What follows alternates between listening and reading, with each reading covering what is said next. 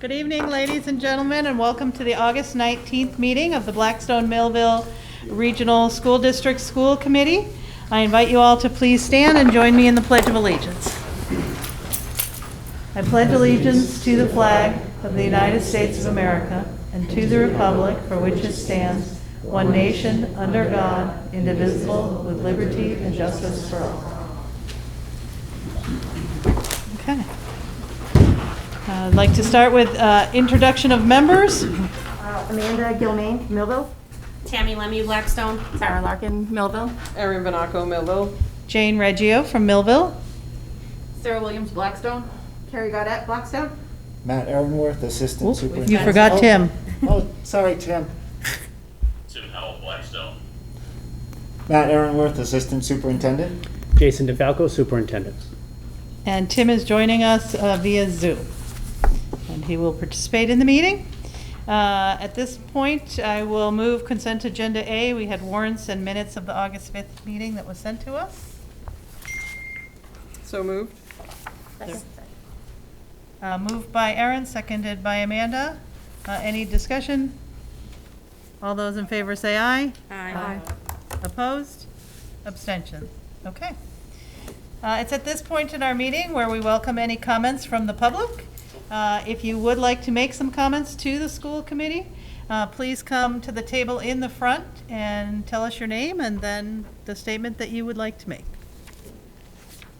Sure, doesn't matter. Hi, Ryan Whetstone. I was here last time, just had a couple Yep. follow-up things. With tough decisions like this, I think it's important to be fully transparent as much as possible, and I think it might be appropriate to share some of the data that's being used to drive some of the decisions that are being made. I also just wanted to say I found it extremely disagreeable and tyrannical to an extent to propose tying the mask mandate to students until an eligible percentage of kids are vaccinated. So that was, I think, a really disagreeable, toxic thought. But other than that, I welcome other comments. Thank you. Matt Catalano, Millville. Requesting that the committee allow for the reconsideration and public discussion regarding the mask mandate implemented on at the previous school committee meeting on August 5th. Can I proceed? Yes. So just so you know, this is a school committee meeting that transpires in the public. It is not a public meeting. So we cannot entertain a motion to reconsider something. In the motion we made last week, we said we will revisit monthly and it will be on the agenda again, and the public is welcome to come and make other comments at that time when it's on the agenda again as well. But we can't consider your motion for reconsideration. Okay, I'm not a scientist, I'm not a doctor, and I'm not a virologist. I'm not a lot of things, but I am as a parent. As a parent, I'd like to thank this committee and the superintendent for how they handled last year in getting the students back together in some way right off the bat. I couldn't fathom the amount of time and energy it took to make that miracle occur. So thank you, appreciate it, really do. At the August 5th meeting, it was stated that because of the low vaccination rates in both towns, specifically in the school-aged category, the committee could not see any other way to vote other than mandating masks. So as a punitive measure, you voted to mandate masks until the vaccination rates go up. Vaccination rates go up. But there's no definition of what that was, and this committee chose not to define it. Specifically chose not to define it. Tonight, I'm asking you to concede your position. Apparently, I can't do that. And allow us as parents to make decisions about our own children's health by making masks optional and make the choice they feel is best for their child. Both sides of the argument have their points, but what is clear is the fact that children are not an at-risk population. Currently, under 12, there are 0 deaths in Massachusetts from COVID-19. 0. More to the point, there are many other diseases that are far more dangerous to them. Our youngest are most affected by your decision to mandate the masks. My kids, like other kids in the district, have been to overnight camp, day camp, restaurants, indoor jump parks, indoor arcades, lakes, beaches. My kids had a fun summer. They're going to miss it. But brace yourselves. We did it without masks. Shocking. Not because, as one committee member inferred on August 5th, we want to harm our kids, but because we wanted our kids to live. We weren't alone. Thousands of people are gathering daily at concerts, ball games, and festivals, yet outbreaks aren't happening. And I'm sure the scurrilous media would exploit it if it were happening. If my child would have told you 2 years ago that I forced them to wear a mask 7 hours a day, you would have called DCYF on me. And rightly so, because it's abuse. You're abusing children. Getting a little heated here, sorry. Almost daily, my youngest would come home with not one but 2 disgusting masks, because we know him, we send him with 2. 2 disgusting masks come back. It's gross. And I dare any one of you to wear his mask after a 7-hour school day. He's going into 2nd grade. He's never had a year without a mask. Sad. Conceivably, you will have children who will be maskless before school care facilities, who will have to mask up once they come to school. How does this make sense? They go to the Boys and Girls Club, no masks. My kids have been in the Boys and Girls Clubs all year, no masks. All summer, no masks. But in school, they need a mask. Okay. You'll have students masked up all day in high school, in the middle school, and then go maskless on the sports fields and in the band field. Again, where does that make sense? It doesn't. If a child can sit in a restaurant maskless, why not in class? There's something when you sit down, COVID goes away, right? Kids are sitting most of the day. Couple questions. If this is about the safety of all in the school, as you guys put it, or some of you put it, why didn't you vote to mandate the teachers to be vaccinated? Another question. Why do you think you know better than a child's parent? We heard quotes such as, "I don't think we can have parents make a choice." We also had a quote by Mr. Howell, who's not here today, well, is here. Yes. He is here in spirit. We have to alienate the population that does not want their children wearing masks. That's a direct quote. That's disgusting. That's disgusting. Alienate parents because they choose to do something with their child? Give me a break. You're disgusting. We live in a time where science is religion. And anyone who dares question the newest report or study is a heretic. Well, guess what? Science is not an exact science. We know this. Thousands of years ago, they thought the world was flat. Now the earth's round. Hell, there's people out there that think the earth's flat now. All right? Cases can be made. It's not absolute, but my rights over my children are. I am the parent, not you. One more thing. Our children are not responsible for other people's health.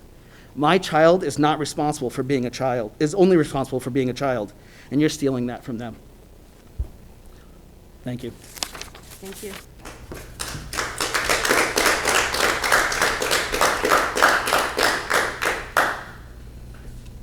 Anyone else?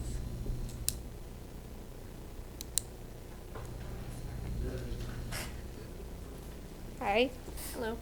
Hello. I'm not good at speaking in front of people, but But we appreciate your willingness to do so. I'm not here to argue. Wait, tell us who you are, please. Oh, Gina Lister. Thank you. I'm not here to argue, but I am here to fight for my kids. You have no right to make the mask decision for our kids.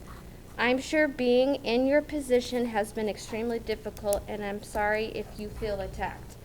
But do understand, these are our kids. We decide what we feel is safe for them. If there are parents that want their kid masked, that should be their decision as well. Only decision you should have say over is your staff. If they want to feel safe with a mask on, then that's fine too. There is no state mandate for masks, so there is So therefore, we have the right to say what our kids don't have to wear one. Everyone should respect each other's decision. These masks are dividing us all. It's plain to see kids need this social and emotional development, and they will all have long-term effects from that and from living in fear at school. 2020 was a terrible time for everyone, even the kids. They need normal now, all normal, and they need to learn.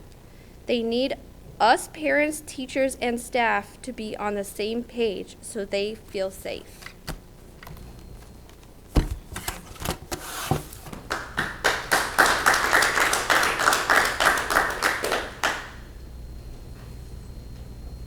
Joe Gatchell. I have a couple statements and then a couple questions that hopefully will get answered at some point. I just think, as Mr. Catalano said, there's been no deaths in Massachusetts for kids under 12.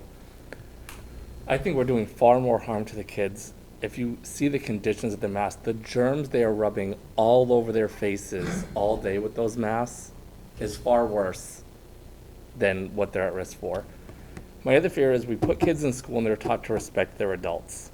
But the guy setting this up had his mask down here. And none of you said anything. But you would have said something to one of our children. The other thing I would like answered is, as far as I've heard, the Department of Education Massachusetts has said that there can be no disciplinary actions against kids for not wearing masks. And I just want to know if that's true.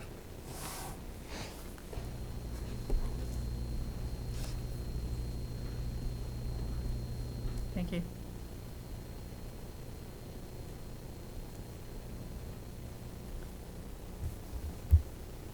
How you doing? I'm a grandparent with a few children in your town. Yeah. May we have your name? What is your name, sir? Stephen O'Malley. Thank you. I would like to know, if the children show up to school on the first day without masks, what are your plans to do? It's a question you guys can answer. No, sir. Huh? No, sir. You're not gonna answer any questions? We're just here to listen to you. Well, I wanna know what's gonna happen to the children when they come to school with no mask.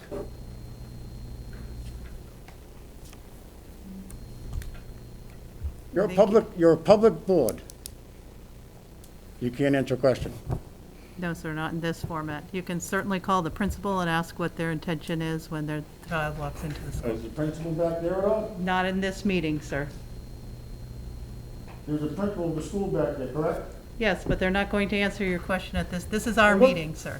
This is your meeting. Mhm. Why were you invited? The public is always invited. It's Right. an open meeting. But you can't answer questions. I don't get it.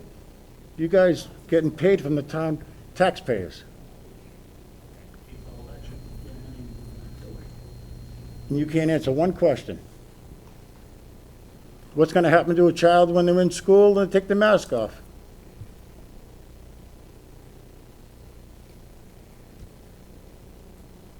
This is funny, because this is like talking to your children at home. So you're acting like a bunch of children.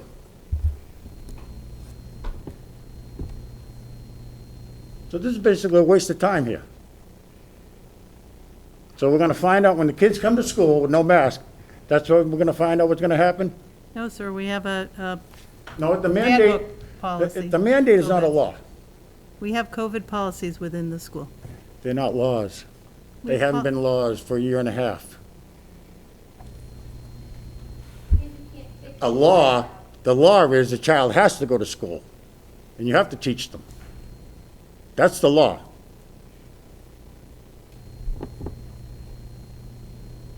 This really is like talking to children at home. They stare at you like dumbfounded.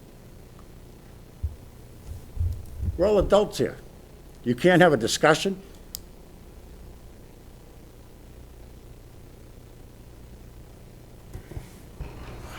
When's the election? April 5th? First Tuesday in April.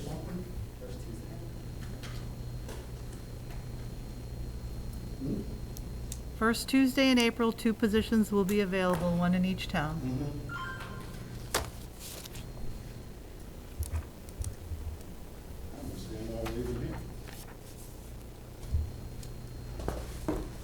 My name is Jennifer Gill. I live in Millville, Massachusetts.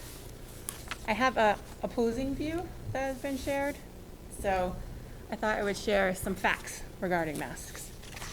So this is information from the Mayo Clinic, Harvard Medical School, the Yale School of Medicine, the American Academy of Pediatrics, which represents 67,000 doctors, and the American Medical Association, which represents 240,000 doctors. All support mask mandates in school. And I did actually search for contrary opinions because I don't always think I'm right. And I live with a husband who's very much a contrarian. And so if I have to argue something, I have to argue it well. The AMA suggests we strongly support the updated recommendations which call for universal masking in schools of high or substantial COVID transmission and in K through 12 to help reduce the transmission of the virus. Wearing a mask is a small but important protective measure that can help us all stay safer. And the reason why I looked at medical schools in particular is because I think news agencies have a spin on the facts, and I just wanted to be accurate. And I think the other flip side is someone might argue, well, we don't really know what will happen in schools. We actually do, because unfortunately there are many states willing to experiment on kids in schools. Georgia, Texas, Mississippi, Alabama, Arkansas, and Florida, just to name a few. I do have shocking data on all of that, but I'll share with just two. In Tampa, after just 7 days of school, 10,000 students are in quarantine or isolation from COVID. This is a comparison of 30,000 for all of last year. Spoiler alert, last year they wore masks in school. Pasco County has 800 COVID cases where they're still trying to notify parents and students that they can't get them in time, so they actually end up going back to school infected with COVID and get other kids sick. They don't have enough resources to tell, hey, you're tested positive with COVID, you've been in contact with someone, things like that. The Miami Herald reported record-breaking cases, record-breaking hospitalizations, and/or record-breaking deaths as a headline on July 31st, August 3rd, August 5th, August 10th, August 11th, August 12th, August 17th, and August 18th. In Mississippi, the first day of school was August 6th. On August 13th, a girl tested positive for COVID. On August 14th, she died from COVID. Her name was Michaela Robinson. The University of Mississippi Medical Center is turning a parking garage into a field hospital to deal with the surge in COVID patients. A teacher in Houston, her name is Julie. They're not giving last names because she's afraid. And her quote was, "It's going to take children dying for the governor to take that no mask mandate away."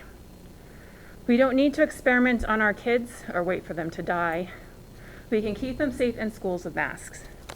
And to add a little humor, because I feel like things might be getting a little tense, we don't have to be like the Atlanta Falcons in the fourth quarter of the Super Bowl, looking at a 28-9 score, 15 minutes, and think, we have this huge cushion, we're going to be fine.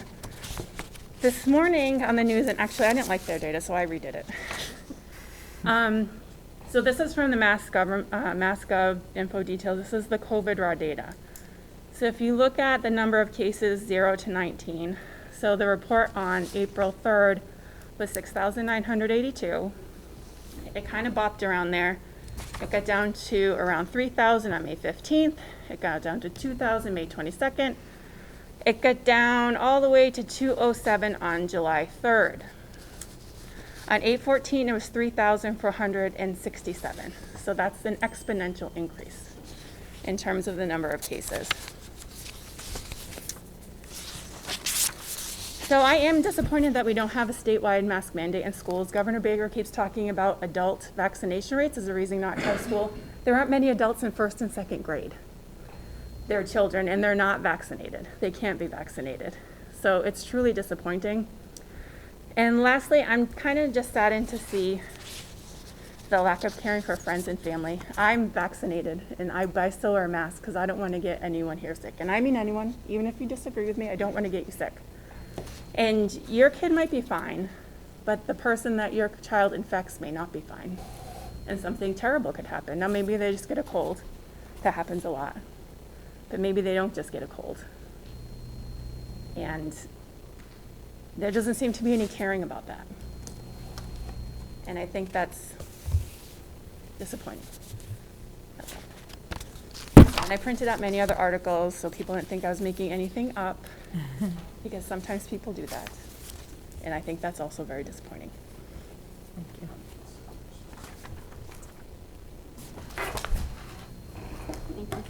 Thank you.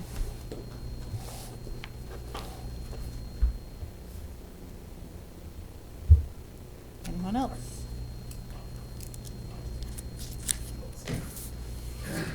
My name's Chris Raymond. I have kids in the district, and I just want to express thank you for last year and my extreme disappointment for your decision last meeting. I know there's conflicting data of whether or not masks work, or they do, or vaccinated or not. But to go back on the fundamental principle that I have the ultimate decision with what my children's education is and their safety is. So I just want you guys to know that it should be our decision, not yours. And I don't have all the data and statistics because I do work in the research field. Next meeting, I'll be prepared and I'll give you tons of information on whether or not masks work or not, or vaccinations work or not. But I think it's ridiculous that you automatically pulled up masks out of your pockets after voting immediately. It just gave. No, you can. Right. So I really, I know we can't go back and ask for you to re-vote on this topic until next month. But I would really like you to take that into consideration where you're not responsible for the parents' decision. The parents are responsible for their kids and making that ultimate decision on masks. And the kids shouldn't be responsible for other people and worried about getting other people sick, because now you're putting that whole social pressure on them and anxiety on them on whether or not they're masked, if they're gonna hurt their friends, or who are they gonna hurt, because all they hear is from adults that you have to mask or you're gonna kill someone, or you're gonna get them in the hospital, or you're gonna get them sick. Think about that for a 9 or 10-year-old in their shoes on, oh my God, the pressure if I don't do this or do this. Kids aren't supposed to be feeling that. They're not supposed to be feeling that anxiety. They're supposed to come to school, learn, and then come home. That's it. Thank you. Thank you. Thank you.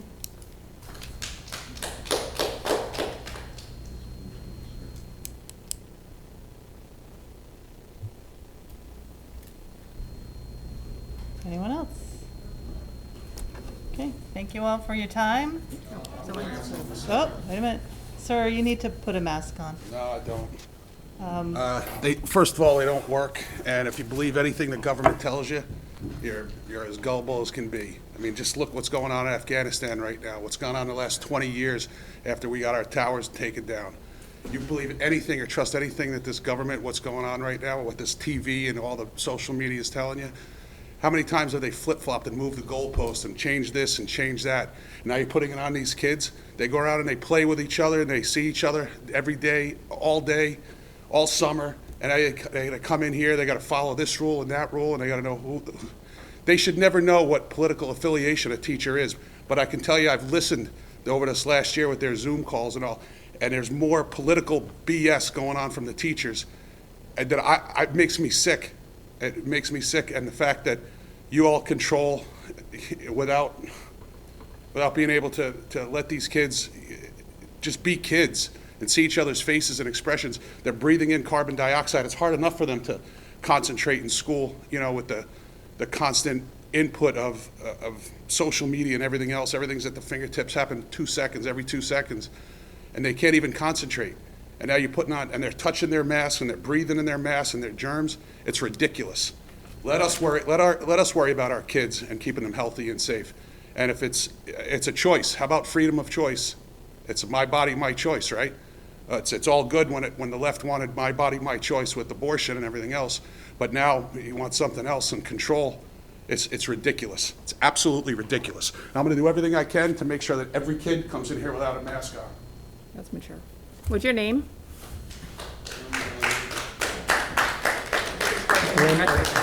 That's Len Olson. Len Olson. Yeah. Who has the full mask? No, there's two of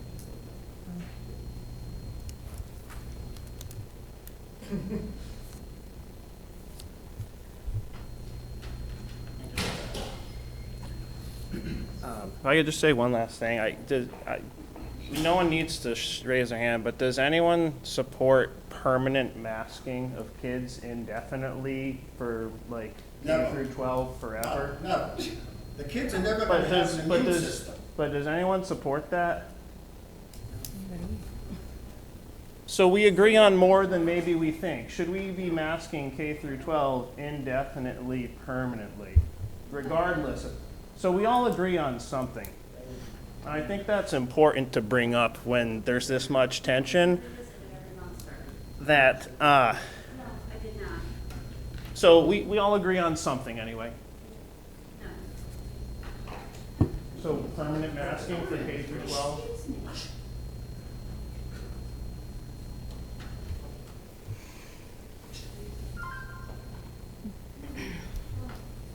Anyone else? I do invite you. Whoop. Chris Moran. I just want to say that when you made the decision on August 5th, you made it based on personal feelings. You felt bad. He thought everybody in the world needs to be masked. You didn't have factual data because I know the question brought up was, what is the transmission rate in 12 and under? Nobody had that answer. Until you had that data, this decision should have been tabled. I am against masks 100% myself.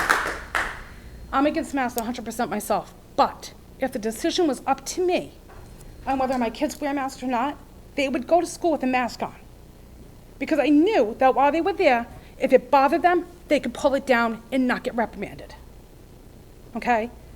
There is no vaccination for a 12 under. There were 0 deaths in 12 under, and you did not have facts.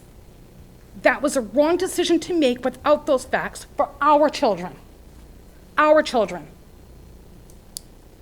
You can make the decision you want for yours. I should be able to do that for mine. I really hope that when you revisit it next month, which I assume you will be, right? Every month, that you have these facts, these numbers of the transmission rate of 12 under. And while you're at it, check out the measles deaths of children 12 and under and compare that to COVID when you allow kids into the school without measles vaccinations. That's all. Thank you.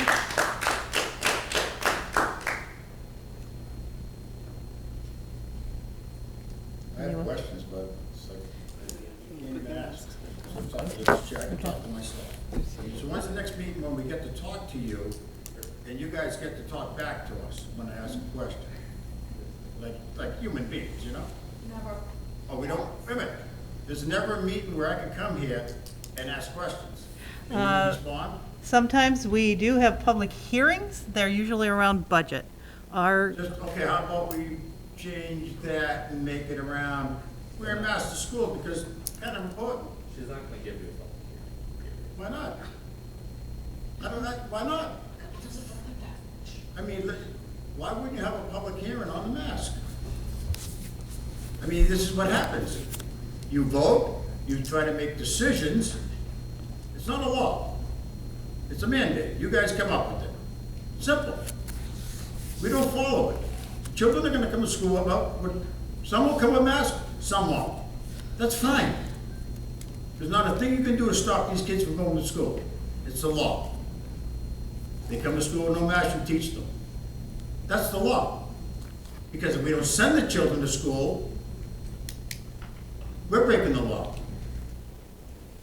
So why don't you come up with a public meeting where we can all talk?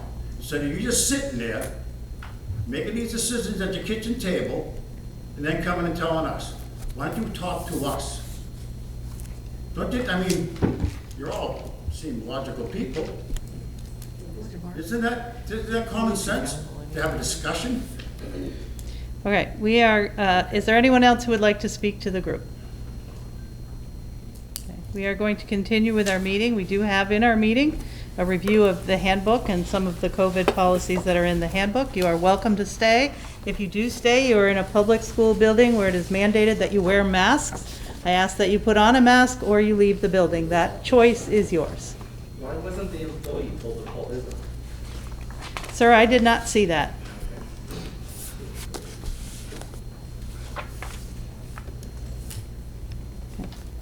All right. We will move on to the report of the superintendent. Thank you, Ms. Reggio. Good evening, everybody. The first item on our agenda this evening is to discuss and update our COVID-19 handbook, policies and procedures for next year. I'm going to ask our district lead nurse to join us up front, Ms. Young. In your packet, you have two documents. The first is a overview of the changes that were made, the recommended changes that have been made to the handbook in accordance and guidance with the Department of Education and with the Department of Public Health. The changes that we are recommending are in red, and I'm going to ask Karen to walk us through those in a moment. The second document we have is the actual handbook itself that's updated. So what we'll do after our meeting this evening, based on the feedback that you all provide, we'll make whatever changes we need to this, and then we'll make sure that we update in the handbook, send it out to our school community, and have it available on our webpage for folks. So we'll take care of that tomorrow.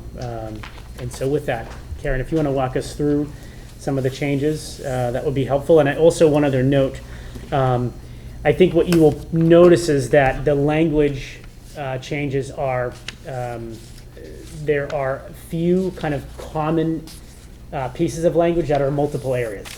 So as you've looked through the packet, while it might seem like there's quite a bit of red, you probably notice some patterns and trends regarding the actual language itself. There's a lot of the same language, just in a lot of different places. Sure. Karen.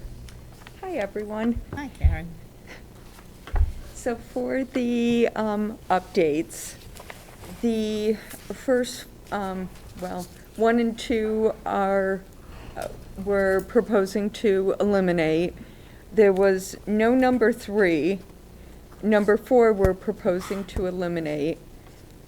Number 5 mostly is eliminated because items can be shared.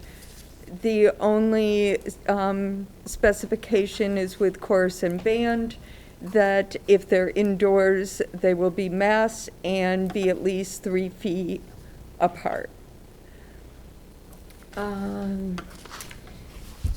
The COVID exposure or positive test, that's a section that has the most changes.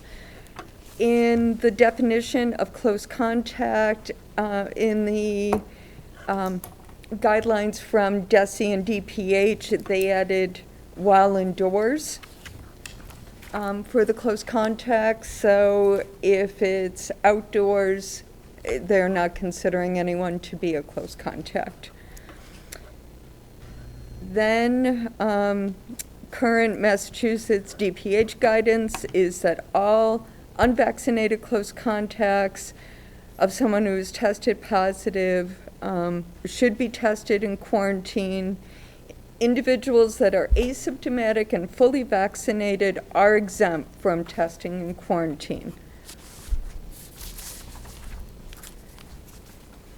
If they are symptomatic or become symptomatic during the 14 days following the exposure, then they do need to test in quarantine.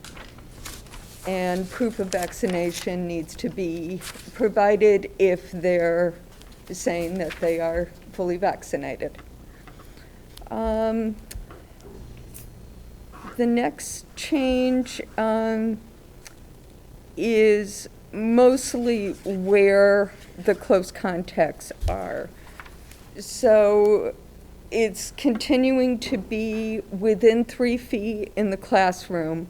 If someone is 3 to 6 feet, they're still considered a close contact and need to actively monitor for symptoms, but they do not need to test or quarantine. That was changed last spring. So only those students within 3 feet, or students at lunch, or at other times where they may be within 3 feet of someone, or if they're unmasked, within 6 feet. If, and this is a whole new section, number 5. So if an unvaccinated student or staff member is exposed at school, they have the option of either quarantining for 7 days from the date of exposure, remain asymptomatic, receive a negative PCR test on day 5 or later, and conduct active monitoring through day 14. So those students, as long as they remain asymptomatic and they have a negative test, can come back to school on day 8. Or they can do the new test and stay option, where they do not need to quarantine as long as they remain asymptomatic, and they will have a Buy Next Now test every morning in school. So when they get to school, they'd come into the health office, have the test. If that's negative, they can go to class. If it should be positive, then they would need to go home. So that would be done on every school day, and then on day 8 or whenever, if it falls over the weekend, then that next Monday they would have one last test, and if that's negative, then they're done with that protocol, with the exception of continuing to actively monitor for symptoms through day 14. The next section is if they're exposed outside of school, and that is, the only change is if they're unvaccinated.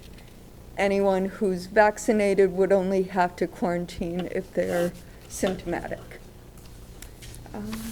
Jane, can I ask? Yes. I want to ask a clarifying While it's question there, as we're yeah. going. 'Cause, Yep, sure.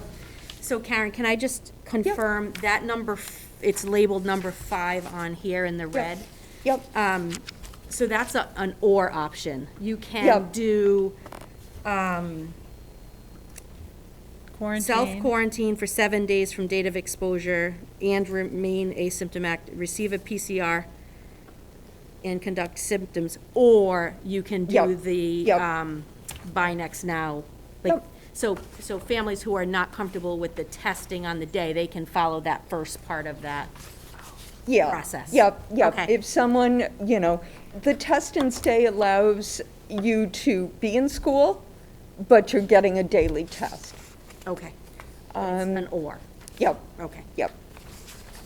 Can I Yeah. ask a follow-up Yeah. to that? And that's unvaccinated.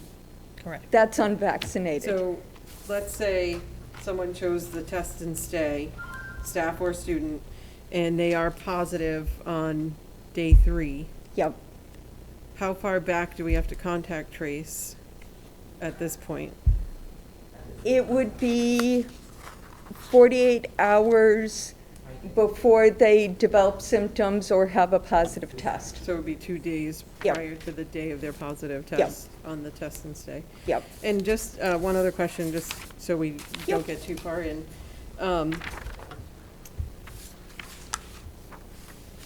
The close contact defined as someone 6 feet while indoors. Yes.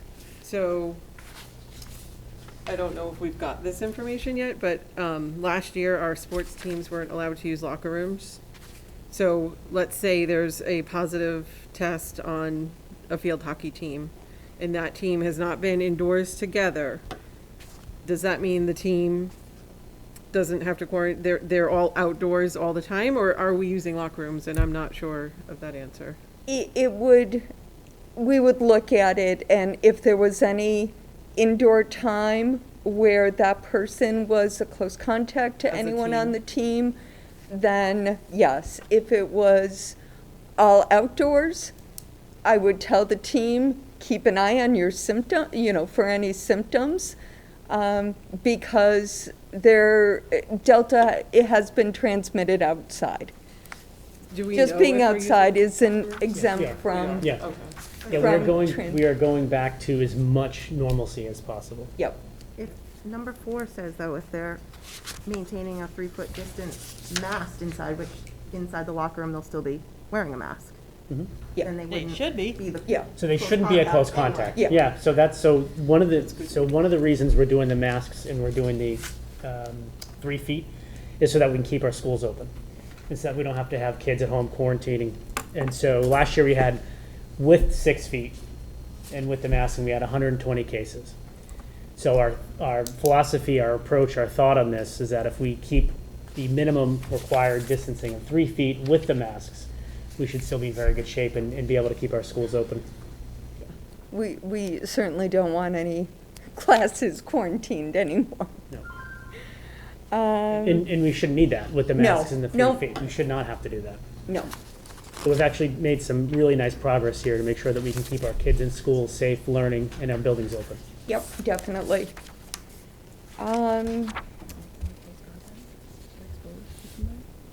The only, let's see, the next changes are just, Tara, do you have a question before we go on? Yeah, I just feel like they're contradicting number 4 and 5, unless I'm totally reading it wrong. If a close contact in the classroom is between 3 to 6 feet from the infectious individual per deci, they do not need to be tested or quarantined unless they become symptomatic. And the next, number 5 starts, if an unvaccinated, is that the only difference? Is exposed, doesn't that make them a close contact if they're exposed? they would, I feel like they contradict. if they're between 3 and 6 feet, they're a close contact, but they don't need to test or quarantine. Okay, so then I think the next one contradicts that. So But if it they're, defines if they're identified as a close contact, so within 3 that feet. would mean that you're either within 3 feet with a mask or within 6 feet Without a mask. Without a mask. without a mask. Then they would be a close contact. So they changed the regulations of what a close contact was. Right. So number 4 is Still telling you confusing. that a close contact is now under 3 feet. Well- Because it used to be 6 feet. The Saying definition between. for close contact is still within 6 feet, but not everyone within that 6 feet needs to quarantine. So the quarantining requirements changed. The definition, they did add while indoors rather than everyone everywhere.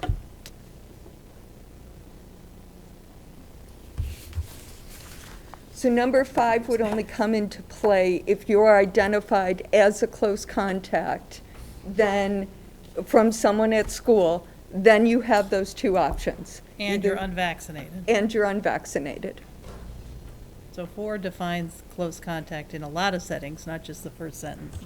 And then 5 So it says what happens But if it you're also says if unvaccinated. they are sitting next masked. to each other with our masks on, we're not close contacts. Correct. But if we were eating lunch with our masks off, You would then be. it would go into the number 5. Yep. Correct. And if you're unvaccinated and you're asymptomatic, if can then- parents choose, You we have can the keep choice the to test student in instead. school. We just do the buy next now test in the morning for, it's up to 7 days, Karen. Yeah. And Yep. if it's negative, you just go to class, Yep. which is great. So then the students don't have to quarantine. Yep. They can stay in class. Again, a nice option for parents so that the children can stay in school and stay learning. Yep. I wish that option had been here last year as a parent who had students quarantined. Yeah. That would have made a big difference. Same. Yeah. Yeah. Any other questions before going on? No, thank you, Karen. Okay. Thank you. So in number 4, elementary school, I just added, if the windows are closed on the school bus, as long as the windows are open, in the new guidelines, they are not considering anyone on the bus as a close contact, Provided they're wearing their mask. provided they're wearing both the infectious and the people around that person are wearing their masks and the windows are open. And that's the directive from DESI, that the windows are open. Yes. And that's a that's federal- everybody. Federal. That's federal. I was and- gonna say, that's a global, everybody and- wears a and mask. masks on in the school mask come buses. from- That's Yeah. not a, okay. No. Yeah. And I just threw in indoor recess to, if recess is outdoors, there's no issues.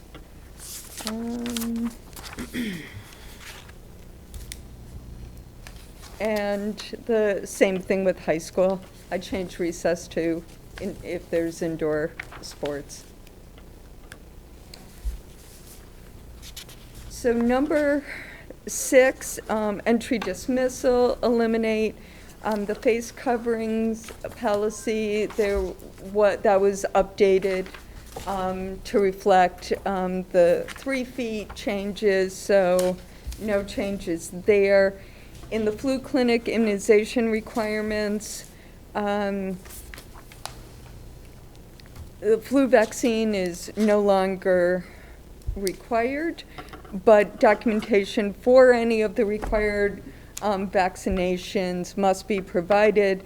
And I added that if the child has been vaccinated for COVID-19, that documentation should be provided to the school nurse.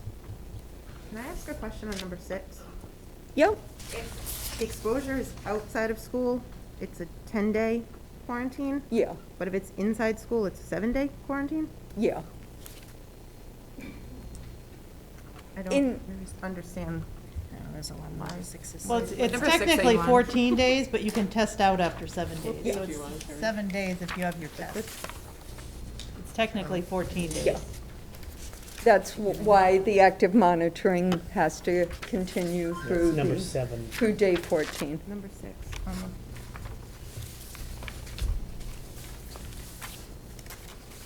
I guess I just don't understand why it's longer if it's on a weekend that they're exposed than if they're in school. I don't know, that just. The majority of our cases were household contacts where they're having frequent exposure in the same house. And in that group of individuals, there were kids that were testing positive after 10 days, after 12 days. So to have them back in school after, on day 8. If the exposure is at home, they don't have the test and stay option, right? What's Say that again? If the exposure is outside of school, do they have the test and stay option? No. Or only if it's in school? Yeah, no, but DESI is not recommending test and stay for outside of school exposure, at least at this time. I might have missed it when I was trying to find number 6. Is that because we know that they're wearing masks in school versus outside of school? we don't know There's if they- other mitigation, yeah. Yes. There's distancing, there's masking, and, yeah, exactly.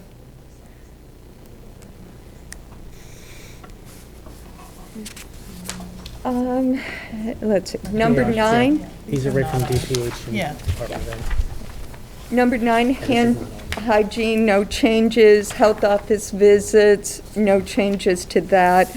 For a healthcare provider, the symptomatic letter. With last year, if you were symptomatic, you needed to have a negative test and a doctor's note. This year, it'll be one or the other. So if you're symptomatic and you have a strep test and it comes back positive, the doctor can just send in a note saying that it was strep. And,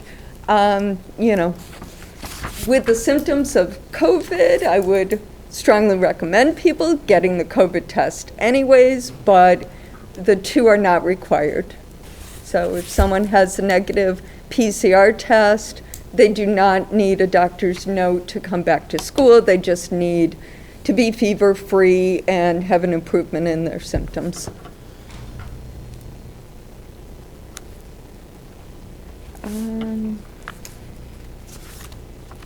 In the next section, home monitoring illness, nausea, vomiting, and/or diarrhea, DESI added that to be with other symptoms.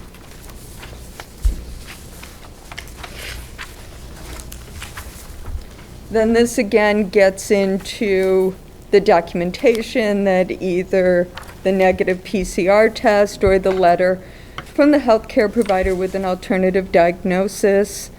The other change on the screening, it had, if the child had traveled outside of Massachusetts, I changed that to reflect the travel protocol from the spring, that if they've traveled domestically, only if they're symptomatic should they be home, because anyone symptomatic with COVID symptoms should stay home, or if they've traveled internationally, even if they're asymptomatic, they should be home until they get a negative PCR test.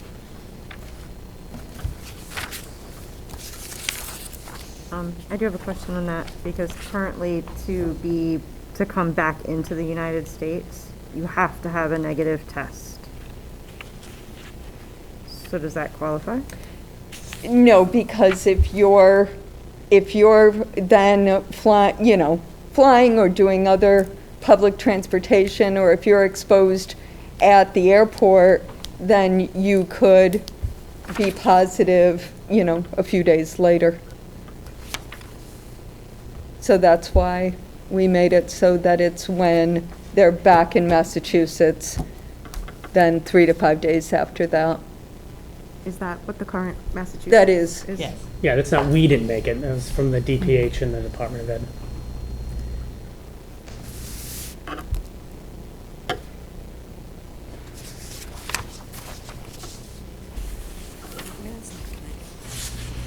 Does it say the days on that? Yeah. Is that what you're looking at? Yeah. So Karen, where's the, what you have to do with respect to 2D, that's the child has traveled domestically? That Where would does it- be what does in it the connect other to? packet, because there weren't Didn't any change from changes to that. So it's number 10 in the other packet. So you gotta look at the actual handbook? packet? Yeah. Yeah, if it Yeah. didn't change, it's not It didn't in the change, so sheets I- you're looking at. I didn't want Color. The sections were black because they didn't change. Oh, The smaller one is an outline of the changes, and what Karen did was she puts the new language in those sections, about but she where it just would lifted go. the sections out of the Okay. Yeah. whole. Hold on. But if you go handbook. back to number 2, it says parents should keep their child home and contact the school nurse if any of the following apply. D is the child traveled, so Right. they should keep them home And call. and then contact Call the us, school okay. nurse. All right, I see, thank you, Erin. Oh, so right here. Page 29 with the big, Any questions on the travel or the change for symptomatic individuals? I do. I have a question on the difference between the in-school exposure and out-of-school. What if it's a sibling that was exposed in school, then the other sibling is exposed at home? Well, the other sibling would be a contact of a contact unless the first exposed child, the child exposed at school, tests positive. So if it's a sibling of a school contact, they don't need to do anything. I don't need a quarantine. Only if they test positive. The close contact. Yep. So the if that close sibling contact. tests positive, do they fall in the 7-day quarantine or the 10-day quarantine? If you test positive, it's 10 days from either being symptomatic or the date of your test if you're asymptomatic. But she's saying the close contacts at home Yep. to a student, so siblings, are they on a test and stay option, or are they staying home? The sibling doesn't have to do anything but unless. Karen, I think you're missing their question. Oh, So, okay. so Aaron and I are siblings. I'm sent home because I was a close contact. Yep. I become symptomatic. Yep. I then infect Erin, who's my sibling. So I have the 10 days because it happened at Yep. school. Does she have the 10 days or the 14 The days? 10 days. Because it happened at home. It didn't, her exposure happened at home. home. Your exposure happened Right. in school. And so she cannot get the by next test? No. Right. Because when you send a child home and they're supposed to be quarantined, it means quarantined, it means isolated. Right. Yep. It doesn't mean wandering around the house, and I know that that's really difficult, like, I know that in some households, that's not possible. But it means masks at home, it means all of those things. And when these situations come up, it's not. Situational. Yeah, it is, it's very situational, but it really isn't that complex to tease out. You're not in a public meeting in front of a lot of people who are talking behind us, so you can actually hear, you can process clearly. There's not a bunch of people standing around looking for answers, so you actually can think, you can process, you have the protocols, you confer with DPH, you confer with the Department of Education. I trust Karen completely with this process. She's done an excellent job up to this point. I'm sure she'll continue with that. Thank you. Thank you. So any questions as far, because it's kind of the same language for the staff. next few sections, up through section 20, symptomatic student or staff member.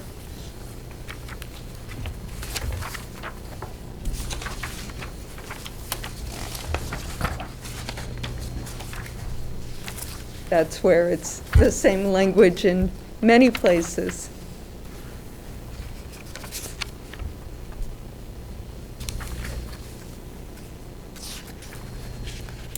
So, Oh, I just had one question. Yep. A general, who, for this school year, who is contacting families of, if they're contacts? I'm assuming that's still me. assuming that's Still you, still okay, Karen. Still all right. So that's that's different than Rhode Island, because the Department of Health Oh, was contacting until they got overwhelmed and schools took that on, but here it's always you. Okay. yeah. Yeah. It's our Department of, or Board of Health nurse covers more than one town.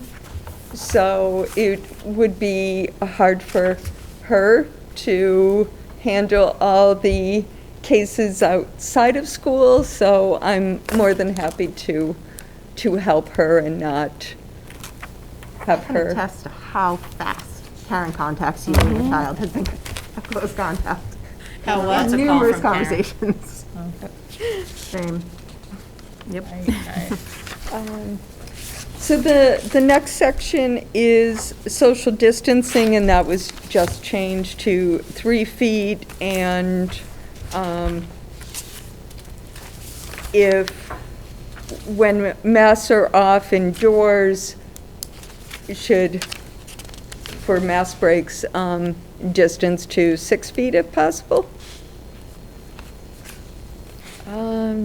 The last thing is the updated close contact protocol, just to have it all spelled out. This one's great, because this is what I was gonna ask for, like more of a summary of Yeah. who's who and. Because it's, Yeah, this would have been nice to be first. it is confusing, and so And how are we sharing this with families? I know the handbook gets shared, but like, can this page kind of be like a It's summary in that the goes, handbook. like as a We're gonna do lead-in? like the headlines, like here are the Yeah. big changes, and just kind of, and capture the bullets so that it's really clear. We'll send the whole thing, but I don't want to just send this out and expect that people would, there's a lot of information here. Right. So we definitely can do that, Tara, to assist. For me, this is the reason the masks are needed, right? Like, is to keep the kids in school as much as possible, because there's no remote option. No. If these kids go home, there's no school There's no work zooming for in. 10, 14 days. So- Google They get all Classroom makeup and- work. That's my question then. So if kids do have to quarantine, what happens? Yep. So this is important because it depends upon the grade level. And the reason that is because you've got different models at the elementary, middle, and high school level, right? So you've got your one classroom teacher at the elementary level. You've got a team of teachers that you work with at the middle school, and the high school runs very different than that, right? It's just random sections, essentially. So what we are asking our teachers to do is make sure that the Google Classroom is kept up to date completely. And then at some point during the day, having a quick check-in with the students. My sense is that will probably happen after school. It might happen with one of our paraprofessionals, because the teacher needs to be tending to the students that are sitting in front of him or her. We don't have that room and Zoom option anymore. So that's live streaming, and we can't do that. We have to make sure that the teacher is tending to the needs of the kids in front of them. Hence the masks and the distancing. So we're trying to minimize that.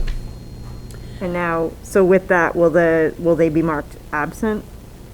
So we've had some preliminary conversations about that, and if they're not in the building, they have to be marked absent, but we can mark them excused. Okay. So we haven't had a formal conversation, and that's a policy issue that we'll have to discuss as a committee, but I think given the nature of that, we will probably have to think differently and creatively on that, because I don't want those, I don't want to run an attendance report. We look at the attendance every day. I don't want to look at an attendance report and have a student who's out 15 days and that triggers some level of action on the school's part when 10 of those they were quarantining. And there shouldn't be any action taken. So there needs to be some notation of that in our student information system. And the student shouldn't be penalized for that either. So we have to decide, the committee will have to decide if they're comfortable with that. And we'll have, I'm sure, at the policy subcommittee meeting, a conversation that we can bring forward to the committee as a whole. But we'll need to be creative. What's it called? Like virtually present or something like that? We were last able year? to do that Right. last year. Yeah, the department has eliminated those codes, Okay. but that was really helpful. So they would, Zoom in and we'd mark them virtually present and everything was fine.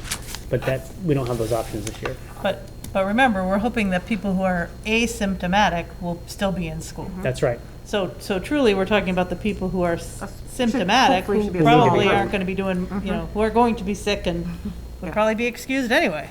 Well, that's the other piece of the equation that's going to be really important, and that's why we're saying it's going to be in a case-by-case situation, because it depends on how sick the student is. If the child really is symptomatic and is not well, we're not going to expect the student to Get on a be doing anything Google. other than resting.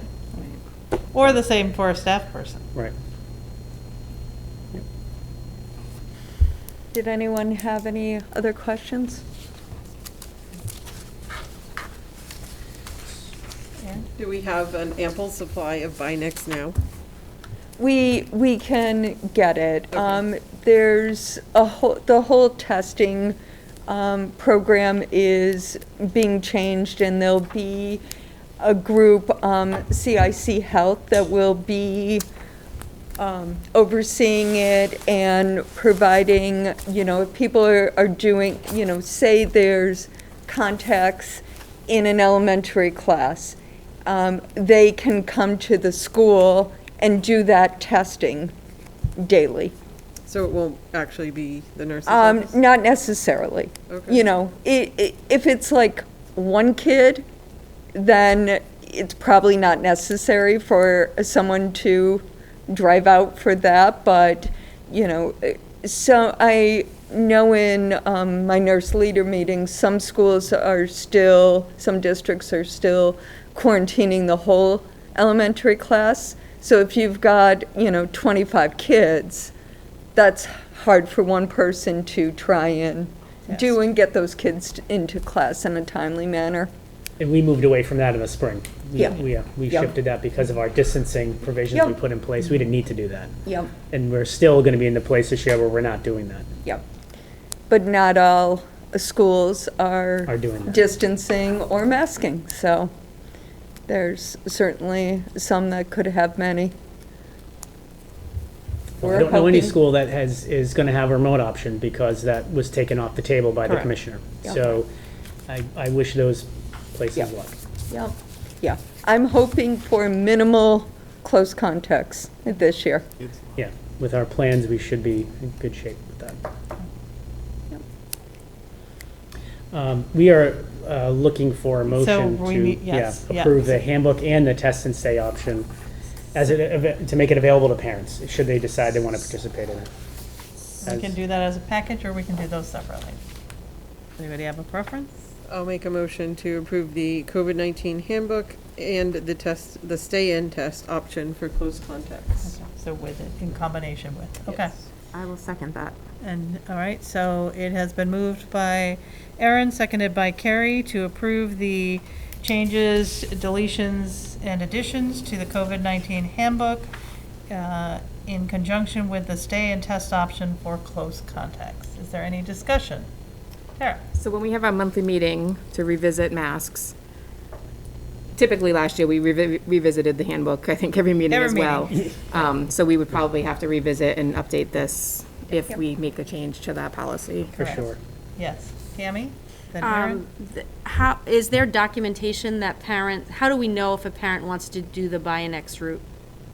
The, what are we calling it? The stay and test? Are we getting, I'm guessing we get permission. Yeah, When they're a close with contact. that, with CIC, there's a whole consent and, so if the parent, when they're notified that their child is a close contact, if they want to do the test and stay, as long as they've already consented, otherwise we would need to get consent and then we can go ahead. Okay, so there's a. Yep. So Direct parent piece without for that the incident. consent, no one's being tested. Okay. Erin? So I would just like to point out, in summary, that someone that gave us some information mentioned it, that it was upsetting that the governor didn't put out, a mandate so there wouldn't be arguments, but clearly these guidelines, which are state mandated, are telling us things that we need to do as a district. And it's very clear in here that masking is what's going to keep kids in school. So I do wish, I thank you to Desi, but I wish the state would have carried with that a masking policy, so. If I could second that, Erin, I would. I know, it's hard. Yep. Tim, you got anything? I didn't hear all of what Erin was saying there at the end. She was appreciative of DESE for the guidelines that they did institute, which is most of what this policy that we're reviewing right now, but she wished they had gone further and mandated the masks as a state to keep kids in school. Very helpful. Neither here nor there, unfortunately. Okay. Any other discussion? Any other questions? All those in favor of approving the COVID-19 handbook as changed, altered, deleted, or amended, including the addition of the stay and test options for close contacts, signify by saying aye. Aye. Aye. Anyone opposed? Any abstentions? Okay. Thank you. The next item on our agenda this evening is to talk about and review our spring 2021 advanced placement scores at BMR. And I'm going to turn this over to Principal Fowles, who I think this is the first formal presentation in front of us. Yes. I think, The yes. first of many, so welcome, Jill. And you've got me twice, so. Welcome. Hello. Okay, there we go. Sorry, that's It's not center, but okay. It's not center, but it was cute. So the, let's see, the College Board offers 33 AP courses. Of those, 7 are actually foreign language. We offer 13 of those courses, and there are some other schools that happen to be competitors that offer half as much of that. I just want to throw that out as well. So these are the amount of students, the number of students, I'm sorry you can't see that, who are taking that. We do have 1, 2, 3 courses that only have 1 student in them, but we still offer those, and those are really important in pushing the academic rigor. Just so you have it, oh, there it is, centered. At a glance, we had 57 students, and they participated in 91 exams. Of those, we had 29 students score a 3 or higher, and we had one person scored a 5 in world history. So we are really pleased with that. So I just wanted to note, this is our 5-year trend, And so as I'm coming into this new position, this is something that I'm looking at. As you can see, we've had a drop in the overall participation, so we're definitely going to be looking at seeing, one of the goals would be to see the numbers increase in the participation and seeing the number of students who will challenge themselves. Not only is that something that we want students to do, but that also is something that benefits us in our overall score rating with the state as well, to see the number of challenges. To look at our demographic breakdown, that is also where we have our breakdown. So our goal obviously is to increase the number of tests administered in general, but to also increase the number of males and students of color in order to see a more balanced breakdown. You might ask how. One of the things we're going to look at is having students share their experiences of various AP classes. So for instance, we'll have the 10th graders who are taking AP US history in 10th grade come down to the 9th grade classes when we're going to do scheduling and tell them what it's like. AP can be a little intimidating, and that's not just having students present to the honors classes, but also to the CP classes. And I think that's going to be really important. Also, looking into potentially doing an AP college fair with 11 or with 13 offerings. This would be a great way for students who may not even know that we offer in art and design. So they might not even think about that as a pathway to AP. This is our breakdown. So in 10th grade, the offering is AP Bio and AP US History. The courses for just seniors are physics and calculus, and the remaining courses are offered to both juniors and seniors. So you can see the number of students who took it is definitely very balanced. The number of exams obviously increases. So we've got those 19 students who are seniors are taking 42 exams. Those are, we're glad to see some overachievers and some probably stressed out parents as they're doing senior year, but you go them. And finally, the breakdown of the score of looking at this, and just to let you know that this would be something that I'll be reviewing data with the instructors and discussing what their next steps are, because there's always room for improvement. AP also provides a detailed analysis of the exams and where students' weaknesses lie. So I think that that will be an encouragement in looking at ways to improve instruction. I also think, not that it's an excuse, but the remote learning and having everybody in school will definitely help with the flow of our planning as well. So, and I'm wondering if the percentage of numbers of students who enrolled in AP classes was down because it was a hybrid or remote option for many, and a quarter in a semester system versus a year-long system. Because it was down for the state as well. Yes. Like it was down nationally as well. Yes. Like in pretty much every state in the union. And we don't have a requirement, so we have more students enrolled in advanced placement, but there's not the requirement of having that test. I can speak to my daughter who took 2 AP courses as a senior and chose not to take the exams, even though her mother encouraged her to do that and was willing to pay for it. But no, definitely something that we're looking to do. But the fact that the tracking and the history shows such a large, I mean, that's almost 200 tests, just a couple of years ago, that's really very encouraging. This is my favorite. This is one of my favorite days of the I year. know. Go for it, sister. 4 years. I just love the AP day. I have a few questions, Jill. First off, on these offerings. Yes. How many of these are online offerings? Are these all live? Oh, that's a good question. And I almost emailed you because I wasn't sure if you knew because you weren't here last year. But No, sorry. I actually can give you the number of the kids. I don't have that in front of me, but if you email me, I'll give you all of that data. And I asked that from a fiscal standpoint. When I see one student in a class, are we paying a science teacher to teach one student, or is that person online using, I forget what we use here, but That's a great Yes, question. You thank know you. what? I will absolutely go back and find out how many kids were in that, if it was an actual class. And it does, the AP does break that data down, and I didn't do that. I'm sorry about that. That's a And no- tells you when, if they were a virtual, if it was an Okay. online I student, would so they really break love that to know data. if statistics Absolutely. was virtual or Yeah. live, because that's. If you the- want to send me that information, I can put it in the weekly update for everybody. I am so excited to see the two students who took statistics get a 3 and a 4, because I think probably, I tried to find it, I found my next 17-18 one.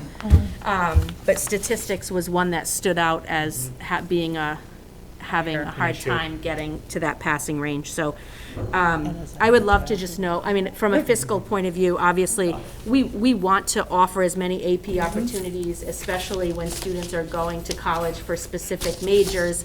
It's nice to have art and design, you know, that's one student, but if that student's going to RISD, then that's a super important thing Right. for them to have Sure, access to have to. that. But from a fiscal point of view, if we have 3 classes with 1 student in it, and we have 25 kids in an elementary class, then we have to think about that a little differently, you know? Absolutely So, important. I agree. I would love that just to compare, but I agree with Jane. Our numbers in 20, being a parent of a student who is now a sophomore in college and having a freshman in college, incoming freshman to college, 2020 and 2021 for AP, there were a lot of weird things happening. Yes. And so I think a lot of people with that whole distance learning model chose, like, why would I do that, especially when the tests seemed to be implied that they were going to be more difficult because it was basically open notes. And they were because altered, they were yes. at home. Yep, and they were altered. So I think, I think typically I would be concerned about that drop, but with life as it is, I think some people were just like, on top of all the other stress of a pandemic, I'm not going to take, an AP class at this Yeah. point. I'm just going to survive I'm and going to get through the year. Yep, yep. So, but I would just love to know fiscally the online piece. And you mentioned the gender difference, but unless I'm missing it, I don't see a breakdown of males versus females on our students. 40, was it there? Did I miss it, or? Oh, it's in the heading. Oh, I see it, okay, sorry. the 56 blue one. exams were taken by females, and the 35 exams were taken by. Okay, sorry, I didn't, I Nope, was it's looking okay. at your chart, led my Yeah. eyes there, thank you. I will say that, as a former AP teacher, AP US history, this is very near and dear to my heart, and I think that even with looking at the kids who might not have scored the 3s, but when they're coming in with the skill level and what they're able to push themselves and challenge that, I think that's really what's important too. Losing Mr. Curran in the classroom, I think probably impacted that, because he was a He's impacting fantastic AP teacher. Impacting many classrooms. Yes. Thank you, Joe. Yeah, any other questions? Anyone else? Thank you. I'll see you all then.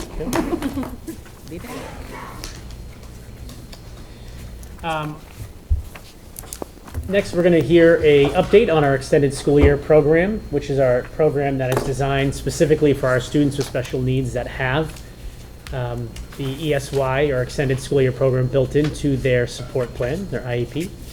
And Ms. PG is going to give us a brief update.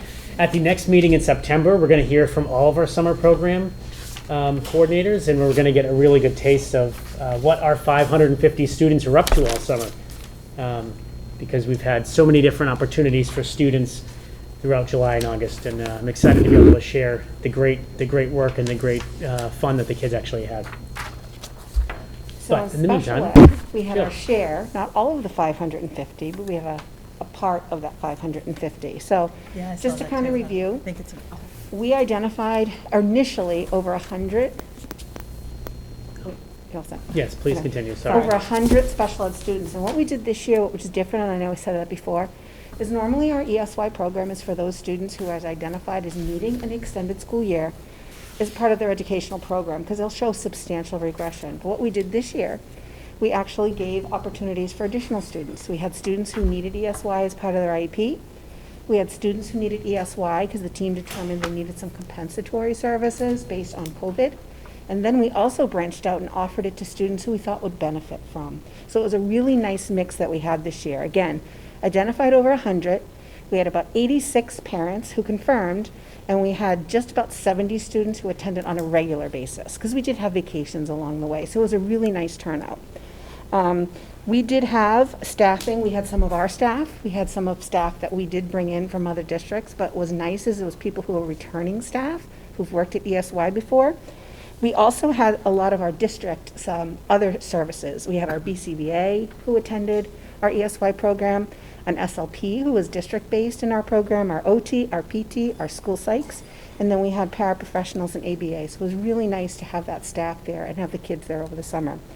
We're also able to feed our students. They had a break during the day, their snacks. The cafeteria staff was awesome yet again. They always had water, juice, drinks, snacks. And we also had some students stayed a little bit longer, so they had lunch at school.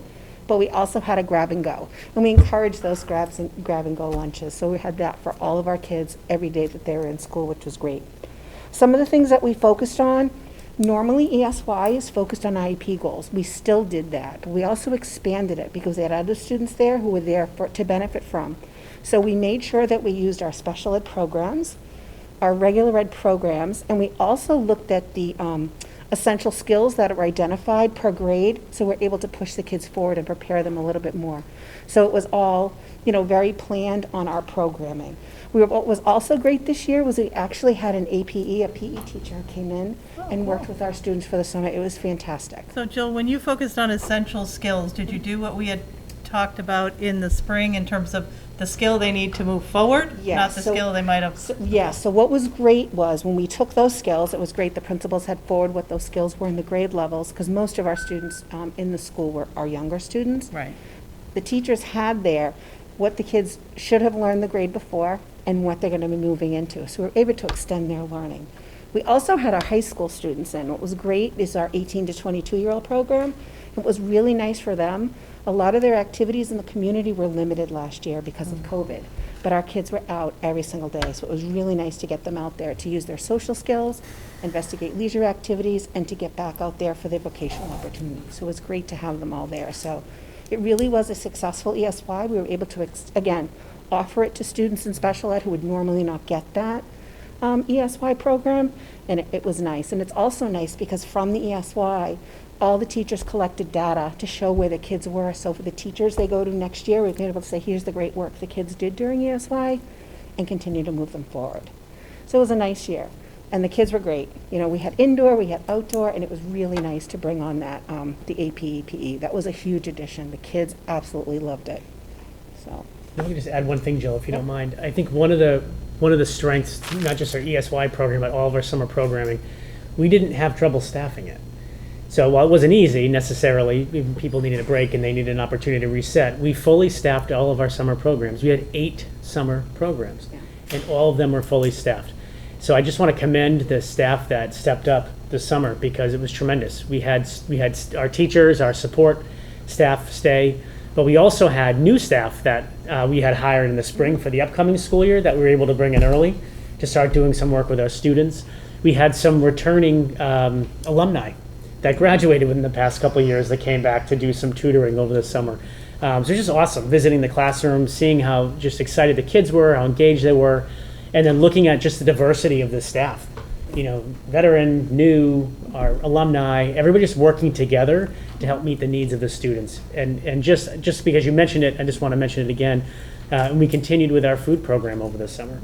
So at this point, we're over 410,000 meals to our community. And so, again, just a shout out to the staff, because I think everybody's done a tremendous job. And our food program was great because our high school kids were actually the delivery service. And it was great because the little preschoolers would come up and they'd get to choose. It was great social interaction, you know what I mean, choosing. I mean, you think those skills, it's just having a snack, but they're so much engaged, so we took advantage of all of that.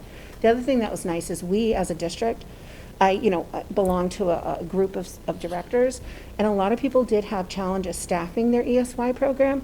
We actually had several staff members from other surrounding districts who chose to come to BMR for their summer program, and they've returned. Some of them, it's their 2nd and 3rd year, and they keep coming back, which is a nice thing. We got a lot of positive feedback, so it was You have great. the best kids. Hmm? We have the best kids. We do. It was great. They did great this year, and the staffing was phenomenal, so. Any questions on the ESY? Because I can't wait to move on to my next announcement. and Okay. introduction. Very excited. Sarah, would you like to come on up and grab a chair? Love to. She also has been here since 7 o'clock. Yeah. Grab a chair, you can sit right here with me. You need like a drum roll or something for Yeah, you didn't hear my drum roll? I'm not in the band, but I tried my best. So I know every time I've come, I don't know, it's but 3 or 4 times now, and I say we're still working on finding our district social worker. We've interviewed again. We have our district social worker. So Sarah, this is Sarah Rodriguez, and she comes to us with about 20 years' experience in working with families and students in a community. We've already started the onboarding process. Sarah and I have talked several times. We actually had an opportunity for her to do virtually meet members of our team, our social emotional team, our psychologists, our adjustment counselors, and we'll be doing that regularly. Sarah and I actually are meeting again tomorrow. We're going to make sure we finalize our goals and our entry plan on what our plan is to move forward with Sarah to get her familiar with our community, our families, our students and staff, and kind of set our guidelines for supporting our students through our tiers. We know that Sarah is going to become engaged with our students and families that need more significant interactions and communication. We also, which was great last year, at the end of last year, our social emotional teams identified those students and families that we supported through the summer.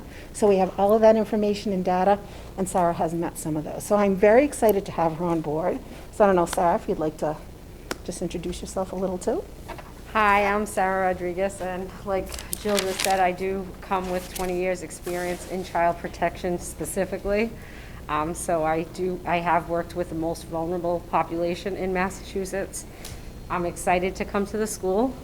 I've always wanted to work in the school district, so I'm excited for this opportunity to work on the other side of this difficult job as a social worker, because we do play many roles as a social worker. So I'm here to advocate for families, I'm here to advocate for the kids, but I also want to make sure that they're safe and supported with enough support and resources that the families need to keep the kids in school safely.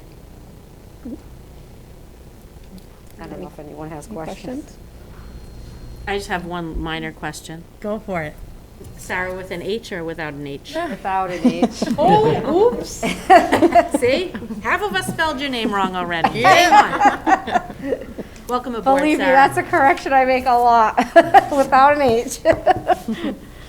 Yeah, I think we said, didn't we say third time was a charm? Or We did. Yeah, we did. Mm-hmm. Well, we are thrilled. It has been years in the requesting, and I think a great asset to the district. So thank you for coming on board. Thank you. And She got a you tour. want a hug? She got a tour of our community today. You're too. pointing at me. I'm like, I don't really hug. You did. Sarah had an opportunity to tour our communities, both of our towns today, which is Great. really great. So we had a Oh, on nice- the bus? Yeah, I guided did. bus tour. Did you sing? Was it pouring when you guys went? No, out? it was nice. Oh, you Yeah, went? Oh, yeah. good. It had stopped at that point. The wheels on the bus go round and round? That's right. Well, So I would there's like more to, work to come, to say but thank you we're for excited. finding us, Sarah. Yeah. Thank you. Great. You're welcome. Thank you. Thank you. Thank you. Thanks. And the last item on my report is just a brief opening on our school year. And I'm going to ask the principals to just walk us through some of the highlights of what we have to look forward to. But I will say just very quickly, as Ms. Fowles is coming down, no, please, that we had our first day of new staff orientation today. And we had a chance to welcome all of our new teachers and counselors and support staff, paraprofessionals, ABA techs, this morning. It was really great. Jane and Erin were able to attend. We really appreciated that. And we spent a lot of great time today learning a lot about the systems and structures, and specifically the students that we're supporting, the communities that we're serving. It was really an awesome day to just come together, to look at our purpose, our vision for the work, how we do the work here, making sure that we keep students front and center, and then learning some of the systems and structures and kind of how things operate in BMRSD. And then, of course, we capped the day off with a tour of our two towns that was guided, which was incredibly helpful. for our new staff, and pretty cool. We saw the signs. Ms. Larkin, thank you. That was pretty awesome. But it was really good for them to see up to the far corners of Blackstone, to the deep woods of Millville, and everything in between. But did you stop at Betty's Donuts? We did not stop at Benny's Donuts, no. Not a true tour. Not a true. But to see the towns that we're serving and to really give our new staff a full picture of the landscape, and a beautiful landscape it is. So it was really great to be able to do that. And tomorrow we're doing work with our mentors and our mentees. So and one of my favorite parts of the day was realizing that Christina Schaefer is finally aging because one of her students is now one of her teachers. Wow. You are old. But she has never aged. Chrissy, she has never aged in my eyes. Well, she aged today because I was so excited. Okay. So, our focus and moving forward is the portrait of the graduate. And this will be the focus of the upcoming school year. This is great for streamlining all the past initiatives that under this umbrella of the portrait of the graduate, with critical thinking being the focus for last year. It's going to continue. It will continue beyond this year coming up. So this is going to be something that we'll be moving for, and will be driving our work. It'll be driving the work with the ILT. It'll be driving the work with the staff. I held a meet and greet, even in the rain, held off and welcomed. I did have 7 families who came to say hello to me, which was great. And I appreciated the dialogue and the welcome with the kids. And I actually had 2 parents tell me that their student was the one who wanted to come meet me, so it was not the other way around getting dragged there, so that's great. Students, I have one more other opportunity. On Thursday, the 26th, I've been reading 2 of the summer reading books, and I'm thoroughly enjoying that. We had a little bit of a conversation about one of them at the meet and greet today, but if any of the students out there are reading On the Come Up or The Braving the Wilderness by Brene Brown, and they would like to come into the library and chat with me about that, I would love to do that dialogue and continue to meet more of the student body. For my freshmen coming in, grade 9, save the date, the 27th.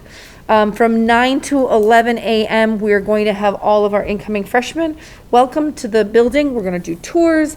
Our student leadership through NHS and Student Council will be there. I've asked several of them to do a little bit of a student panel on various topics, so that'll get help with the orientation and bringing kids in.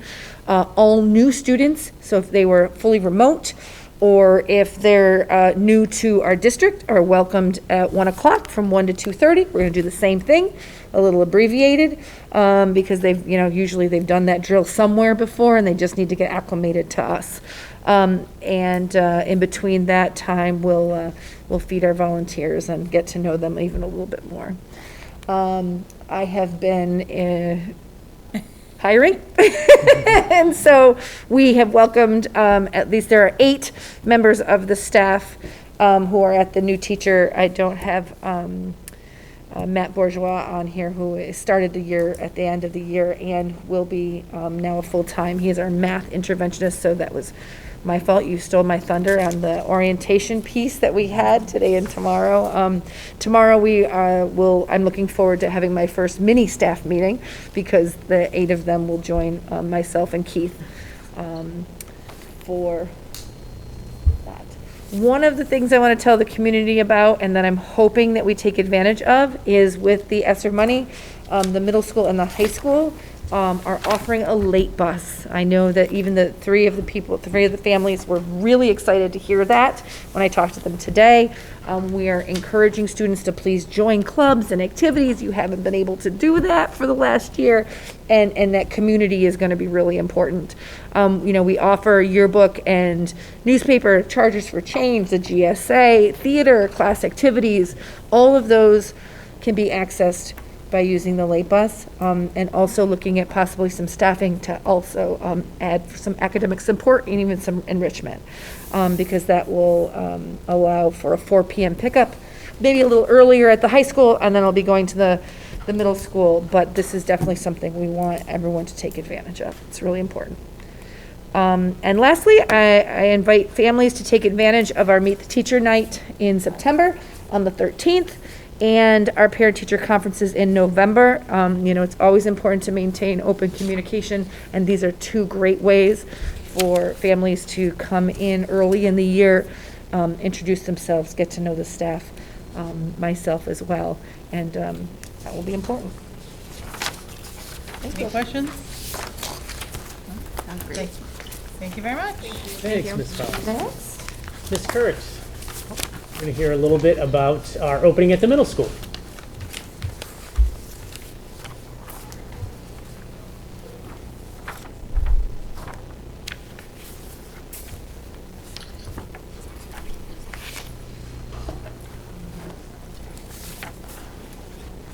Good evening. I thought it would be great. I know many of you have probably started to see in the spring we had the new logos put on some flag post signs coming up, so I thought it would be great to showcase it again because it was a design. The Charger horse in this design came from one of our students that we've been working on the last couple of years, so we actually had Chargers come fully charged. We use that with the Chromebooks, but it has to do with critical thinking and being ready fully and pumped for not just the school year, but every single day. So in the summer, since I've been here, I've always kind of had popsicles with the principal. Maybe not always popsicles, but some kind of, a summer treat. And this year it dawned on me, I'm doing this at 9:30 in the morning. Then we're coming and having a popsicle. But it was good to do that, especially the last event, because it was quite warm that day. So I was happy to be having that at 9:30. And we had a lot of fun. I had about 18 students, incoming 6th graders, in each session show up.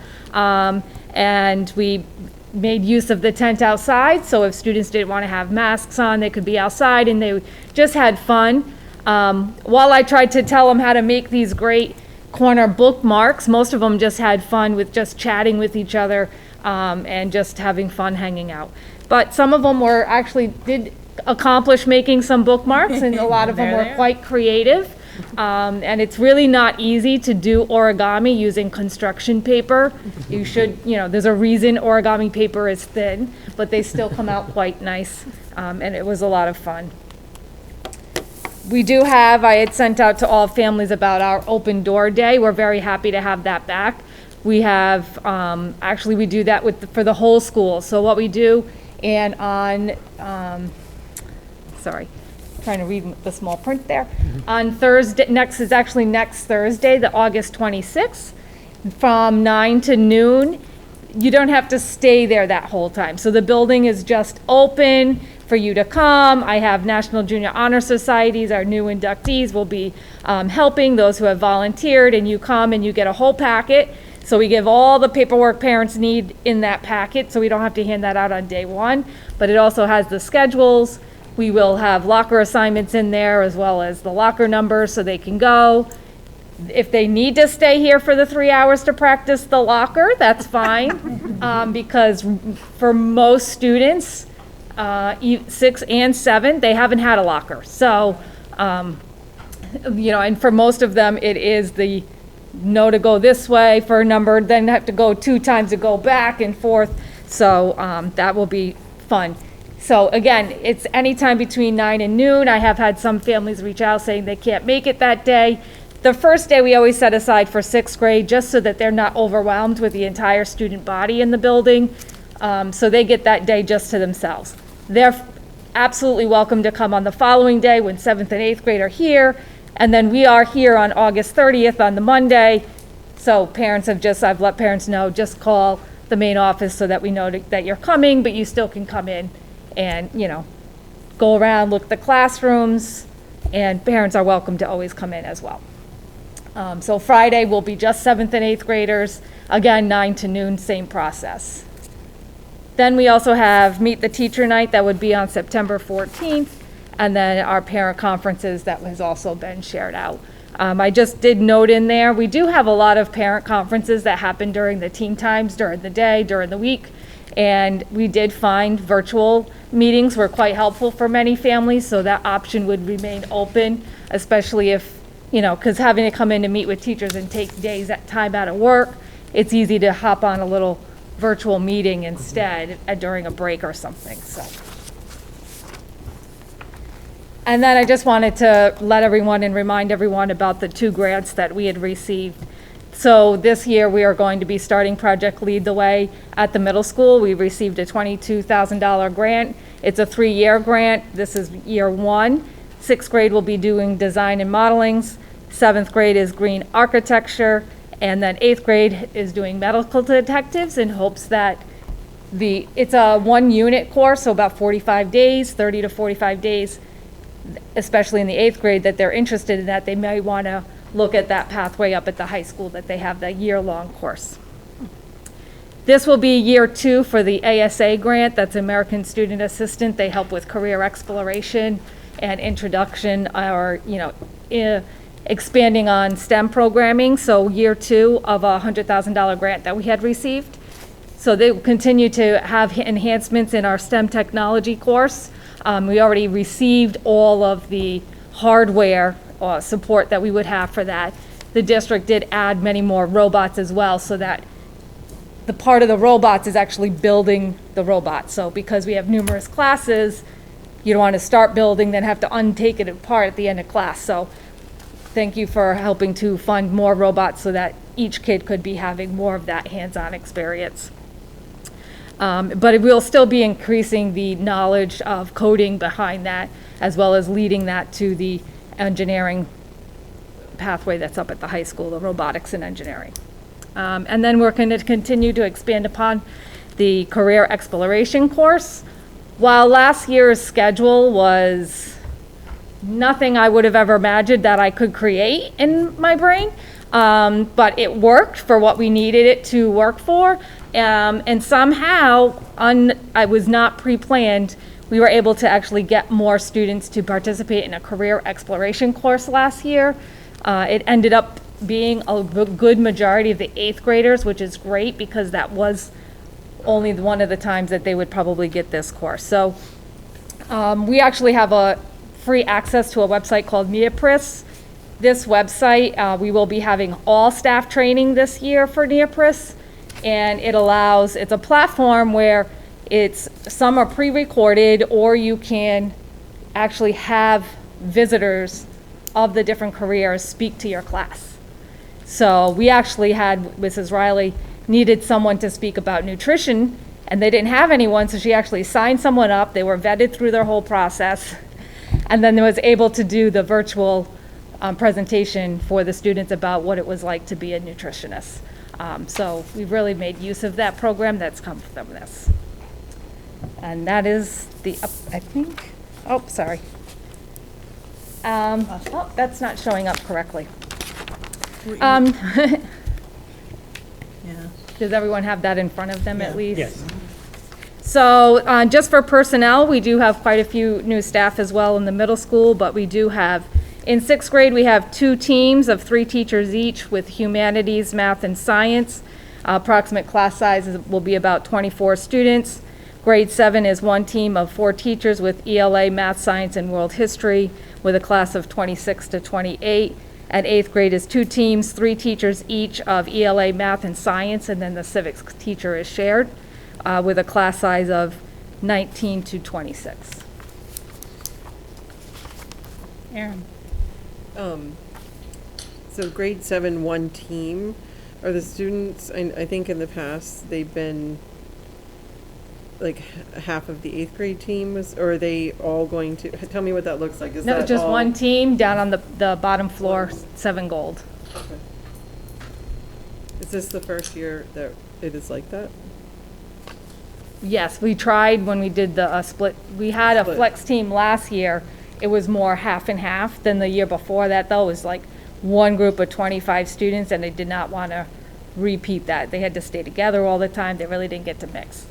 This way they get to be all together. So every seventh grader will be on the first floor, one Yes, side. it's the smallest class 'cause I think in size. the past, the lockers were kind of. Yeah, no, all the lockers will be in that room. We're actually just gonna go around the corner a little bit to spread out.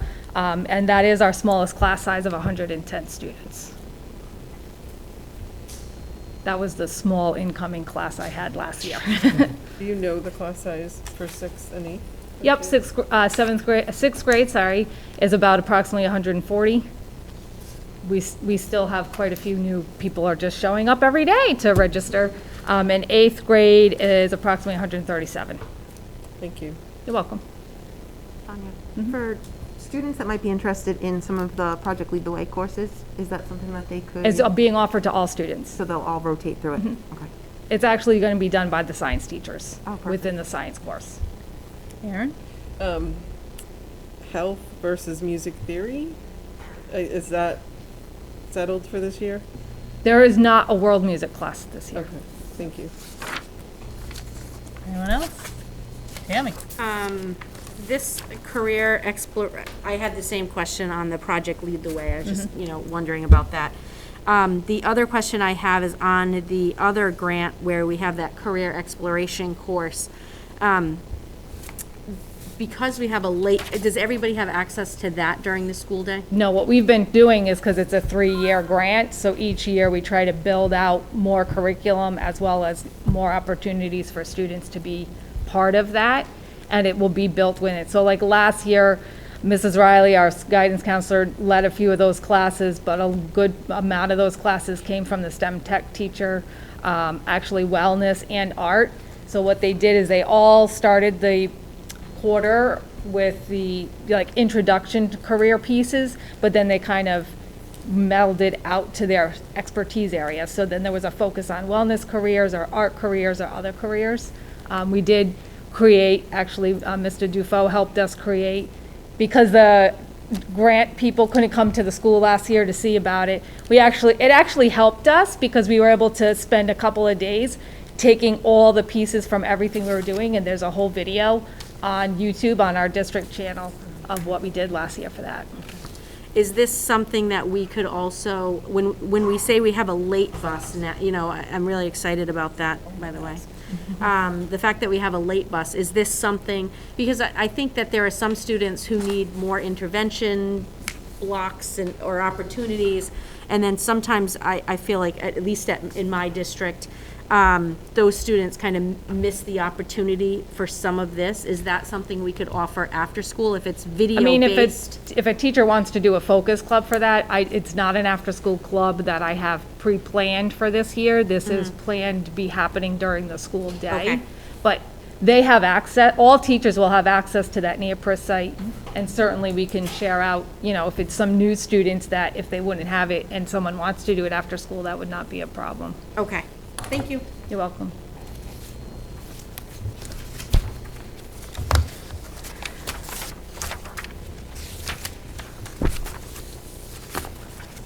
Any other questions?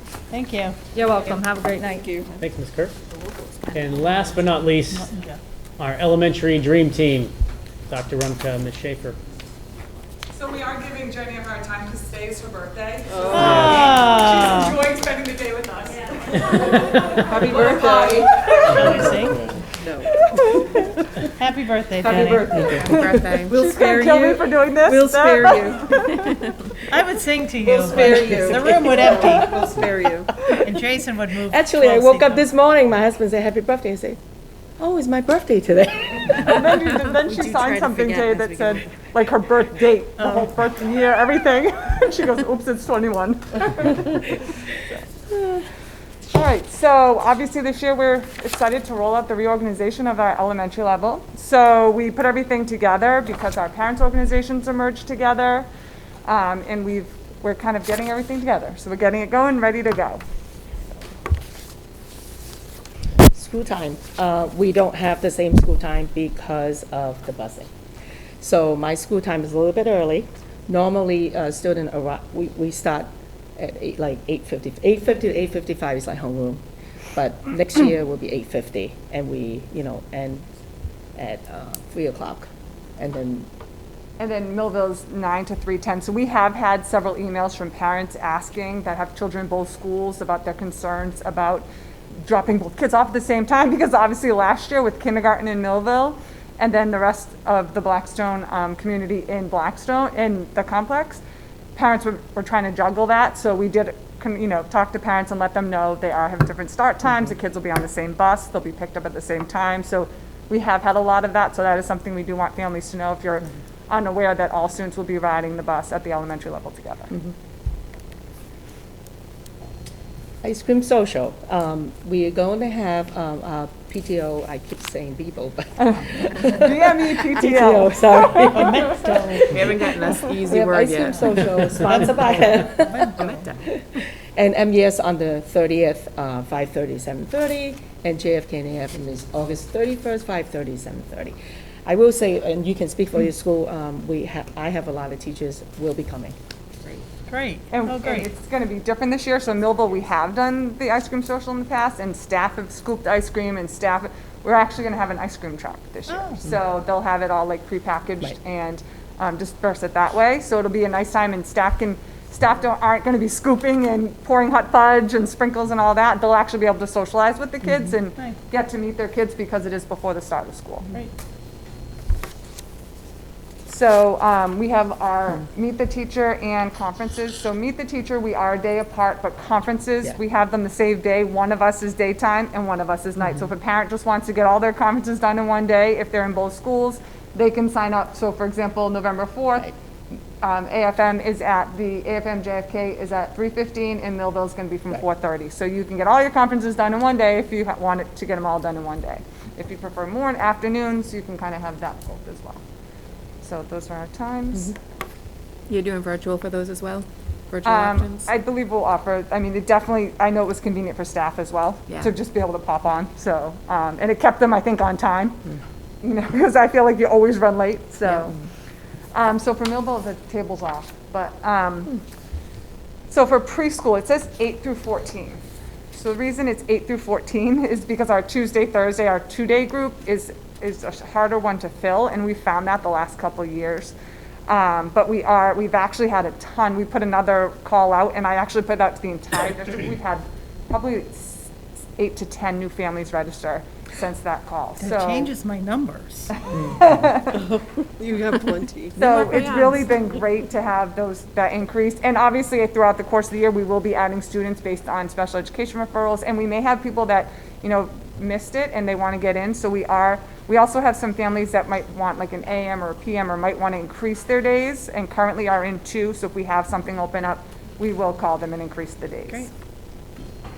Kindergarten, that changed officially today because we now have 18 in all the classes. We just had another registration today. And we have 4 teachers. We did have 5 last year.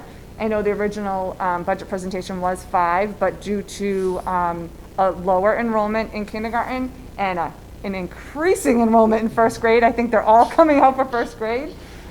We actually moved the kindergarten position to first grade, and we've recently hired a former student. And so we have about 19 to 20 in each of our first grade classes. So this will also help because our kindergarten students did not get the full intervention services as they in the past have. So we'll be able to really support them with the smaller class sizes, the paraprofessionals in the classroom, the teachers, as well as our interventionists that were added this year. Some events coming up at Millville. The 25th, there's 2 different time slots, so I didn't put the times. So the remote K students from last year, because they didn't necessarily have the opportunity to come into the building to experience the building, we will be giving them like a little tour, as well as our new students for first grade. So all of our new first grade students that are just recently enrolled, I think we're up to maybe 10, they will have that opportunity to come in as well and visit the classroom, visit the school and check it all out, see what their classroom's going to look like, see what the cafeteria looks like, be able to experience all of that. Kindergarten this year is going to be interesting when we do our orientation for kindergarten. We actually have something different we're trying with, Telstone's going to bring us a bus, and they're going to leave it for us to use for the 2 hours, because we have 2 one-hour sessions.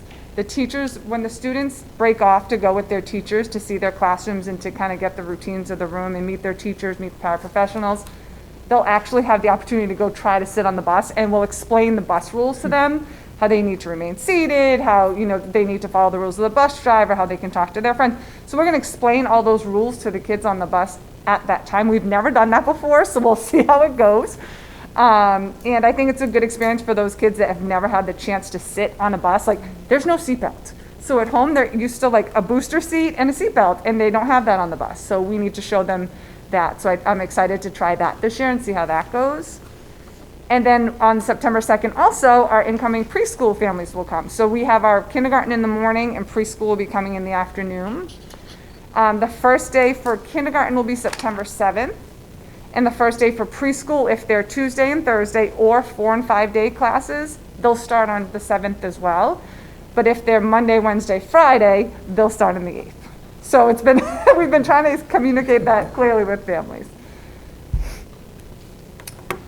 Okay, JFK AFM. Grade 2, we have between 21 to 23 students in the classroom with 5 teachers. And third grade, a little larger, 23 to 25 students with 5 teachers. Fourth grade, we have 6 teachers. Like Millville, last year we had 6 teachers in 5th grade. But because the large number of 4th graders, we moved 1 teacher to 4th grade. And so balance, all the students between 4th and 5th is between 21 to 23 students. Oh, sorry. And I know Dr. DeFalco mentioned a few meetings ago that the JFK and AFM got the 21st Century Grant. We just finished, today was our last day summer program, and we will have a after-school program Monday through Thursday from 3:30 to 5:30. And I sent out the sign-up form last week. I already have over 70 students sign up. The maximum is 110. So any student after 110, they will be on a waiting list. We're very excited. So now I'm looking for teachers. So I know this is, live. So any teachers want to do, I'm advertising. If you don't sign up, I'm going to volunteer you. No kidding. So I am looking for teachers. Jenny, I know we're going to talk about this at the next school committee meeting because we'll do a big overview on all of our summer programming, but you had about 110 students routinely in your summer program, and we had the shuttle running between the Boys and Girls Club and the complex. But yeah, it went really well, and I'm really thankful for that bus run from Boys and Girls Club to the complex. Like today, the last day, we passed out certificates. We missed 3 students. Boy, they went right to my office. I didn't get a certificate. I said, okay, I'll do it now. So it was very successful. Jenny, what grade levels or age levels is the after-school program? Grade 2 to 5. It's an awesome opportunity. Any questions? No cost.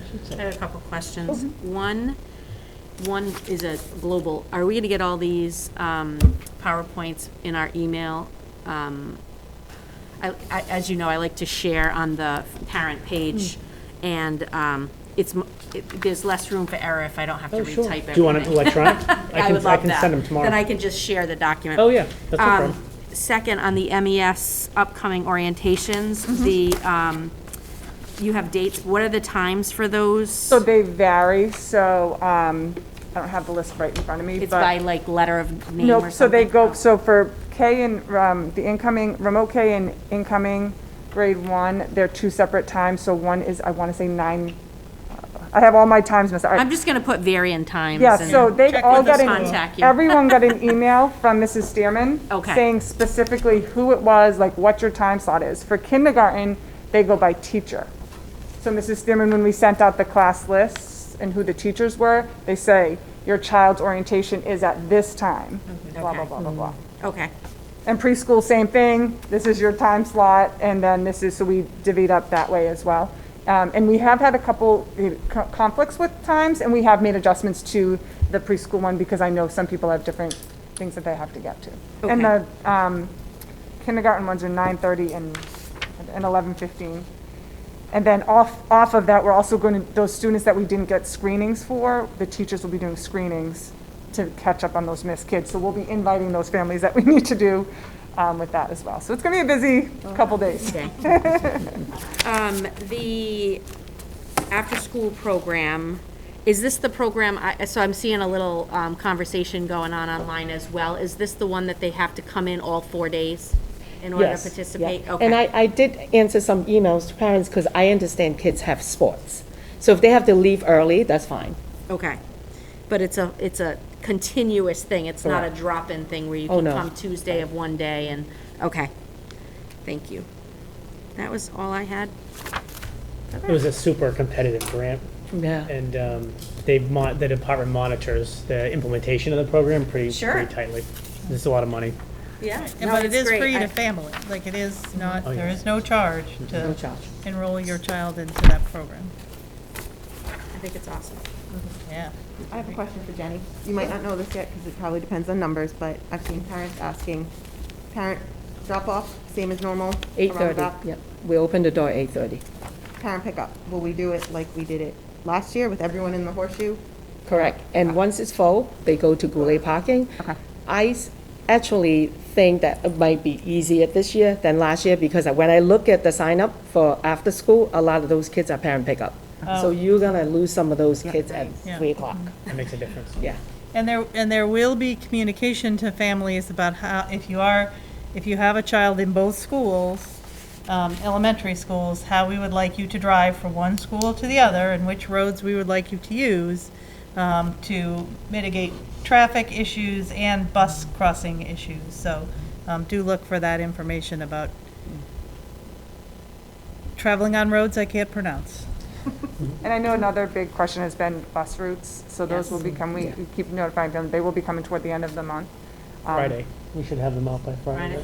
A week Okay. from tomorrow. The next. A week Yep. from tomorrow. No, next week Friday. Well, Not tomorrow. A week from tomorrow. Yeah. Yep. I have one other question. I know you answered it, Jenny, somewhere along the way, I saw it.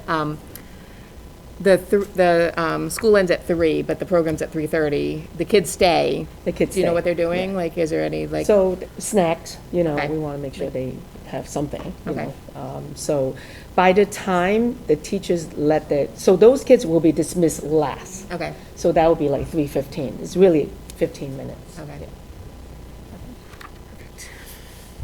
Thank you for all your work, ladies. Yeah. Thank you.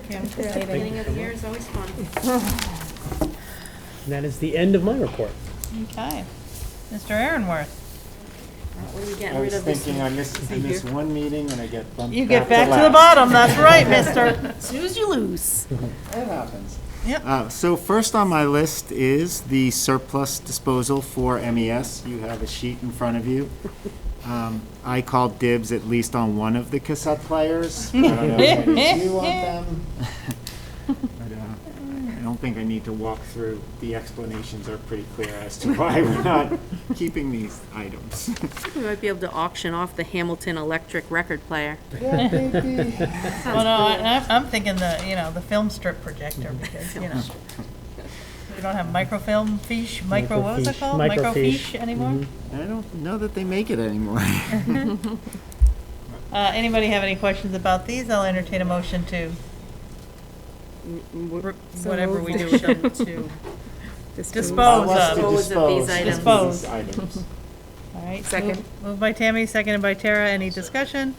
All those in favor say aye. Aye.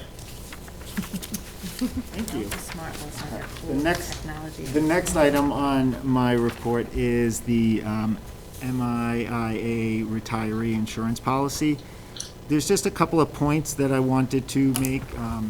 We did have some questions from our retirees about the life insurance policy. The life insurance policy does run from September 1st to August 31st. So if anyone is listening, we did have a few concerned retirees thinking, what's happening with our life insurance policies for this upcoming year, because it's about to expire.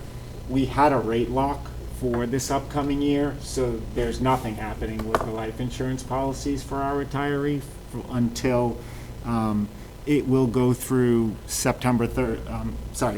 31st of 22. So we'll start looking at whether or not we're going to go out to bid for that toward the middle of this year. So there's no changes in cost, there's no changes in their policies. Just want to make that clear for people. And we will have Maya coming to present to the school committee at our September 16th meeting to once again discuss the possibility of moving some of the retirees over to a Medicaid plan, which would entail possibly absorbing the cost of some penalties. But they'll be here to present some of the pros and cons as they see them, and then we can weigh our options as a committee and a district.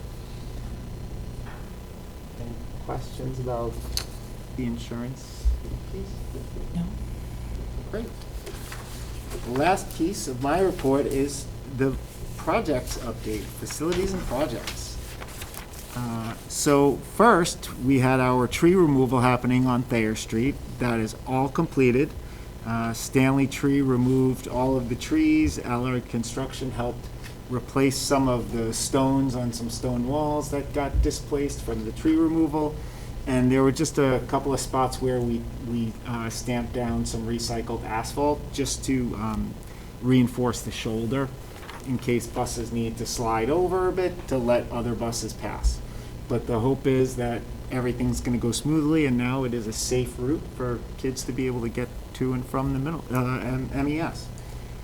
At the high school, we discussed some of the AHERA work that is going on. There's, with the asbestos fireproofing in the ceilings, we had NG Environmental. They came and this first section of the work, they have already completed it. It was done prior to our new teacher orientation. We wanted to make sure that everything was set for people to return to the building. They either repaired or replaced any tiles that were damaged, and we actually replaced around 500 tiles this past week, ceiling tiles, in just the B and C wings. Did you have a question? I was just, I forget which agency had an issue with that. I don't have my notes from. Department of Labor Services. I knew it wasn't like Department of Health. No, Did no. they have to come back in and check to make sure We report back remediated it? We report back to them on all of the progress, and they're very comfortable with the Okay. procedures that we've outlined. So we're good to go? We are good to go. Okay, thank you. Absolutely. As everyone knows, we're still on track as far as we know. We have the baseball and softball field work coming up. They're not going to be starting until September and working through September, October, and hopefully ending by the end of October. Fencing and the materials is one of the concerns. So as we move closer, we're going to keep monitoring that. Our tennis courts, we do have scheduled to be resurfaced the second week of September. So those, I can say, will be done. We're certainly can't say 100%, but we're pretty confident that everything will be done before the end of September, right at the beginning of September. The track area is small. It's a small repair piece, and we're hoping that will also get done in the beginning of December. September. I'm sorry, September. Thank you. I apologize. The security vestibules at both the complex and MES, we did just get our permits issued to us through both towns. So we're expecting that work will be starting pretty soon. And so we're actually more optimistic that this work could still be completed prior to the start of school. Great.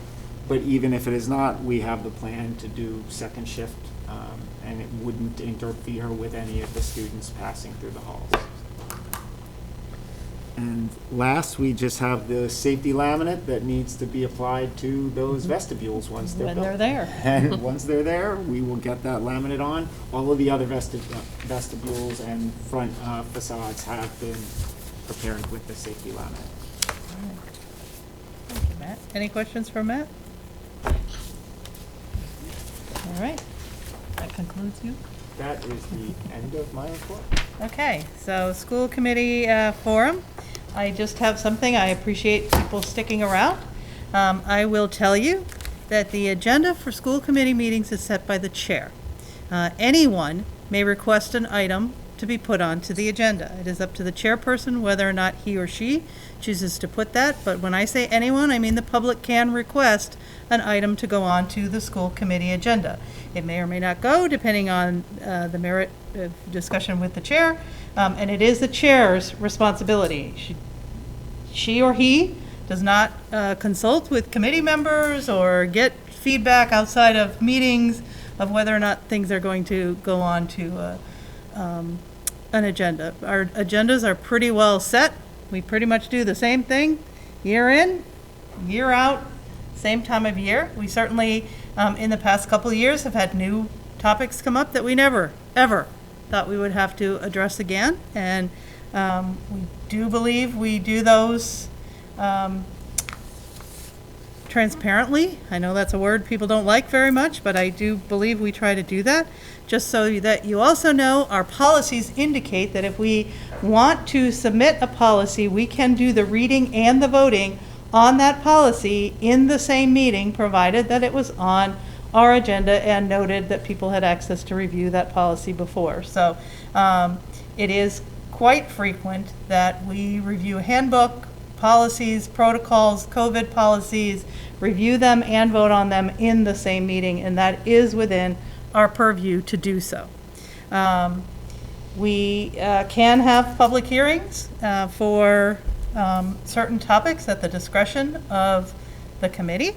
And so I will ask the committee if at this time, if they would like to consider a limited time, very specific topic when we choose to have the masks on our agenda, if we want to have a public hearing around masks. Does anybody have any thoughts?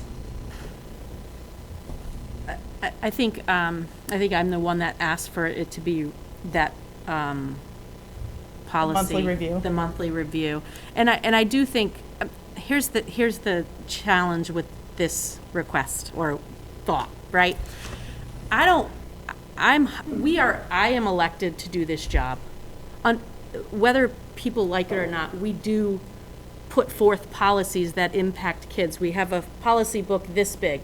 So every day we sit at this table, we do make policies that students and staff and faculty have to follow when they come in our school district. There's a choice whether to come to our school district, but there's not a choice to follow the policies that are presented. I don't want to come, I respect people's opinion on every issue. I mean, when the lice issue came up a couple of years ago, it was like Facebook was on fire talking about lice. I think I itched for a week.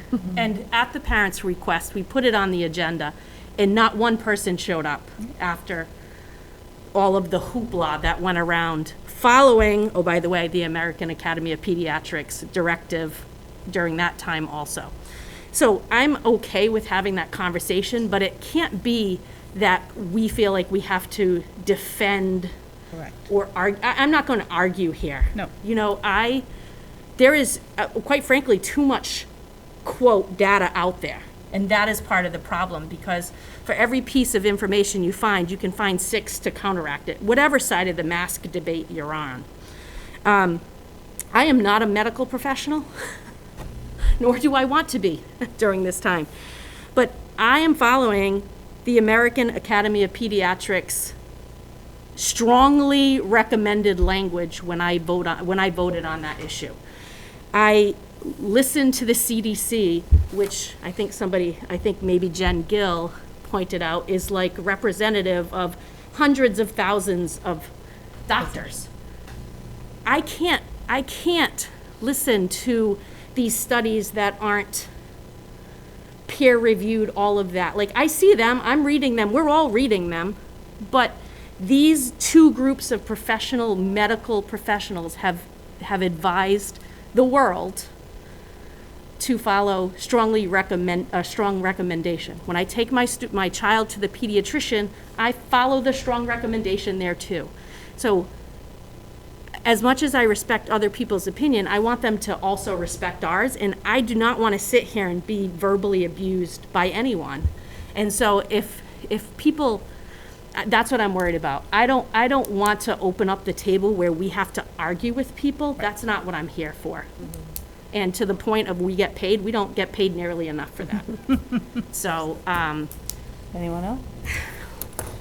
The other point that I will make is that all of our emails are posted, and I am not saying that so that I will have 3,000 emails in the next day, but they all are posted, and I saw countless social media posts, and I received 2 email messages, both thanking me and the committee for their efforts in doing masks. So again, I'm not asking for 300 million, like, well, we can't do this, and, but I do respond. I do answer questions when I get the emails. I usually do a coordinated response. I think about things first. I won't just give you my gut.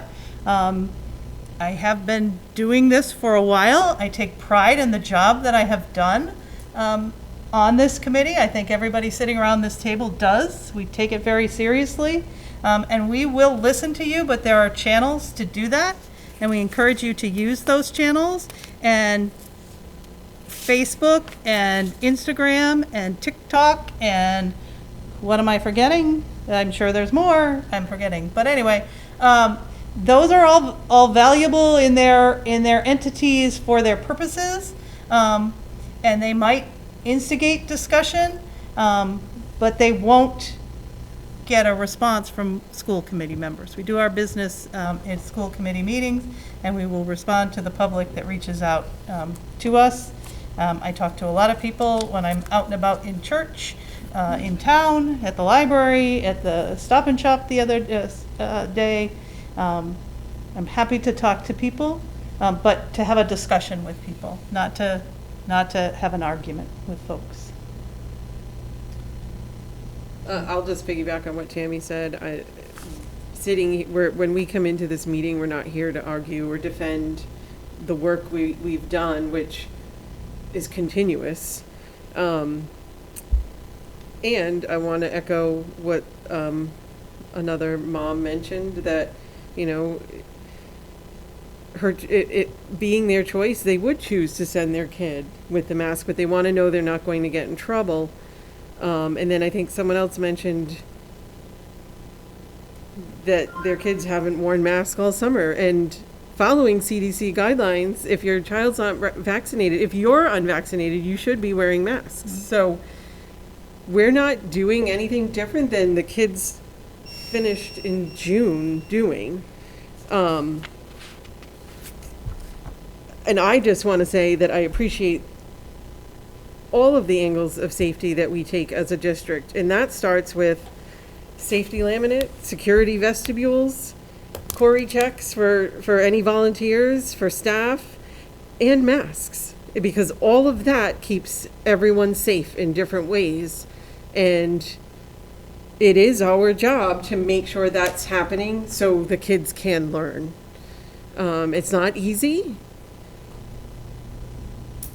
but it helps me sleep better at night because I know that we're trying our best.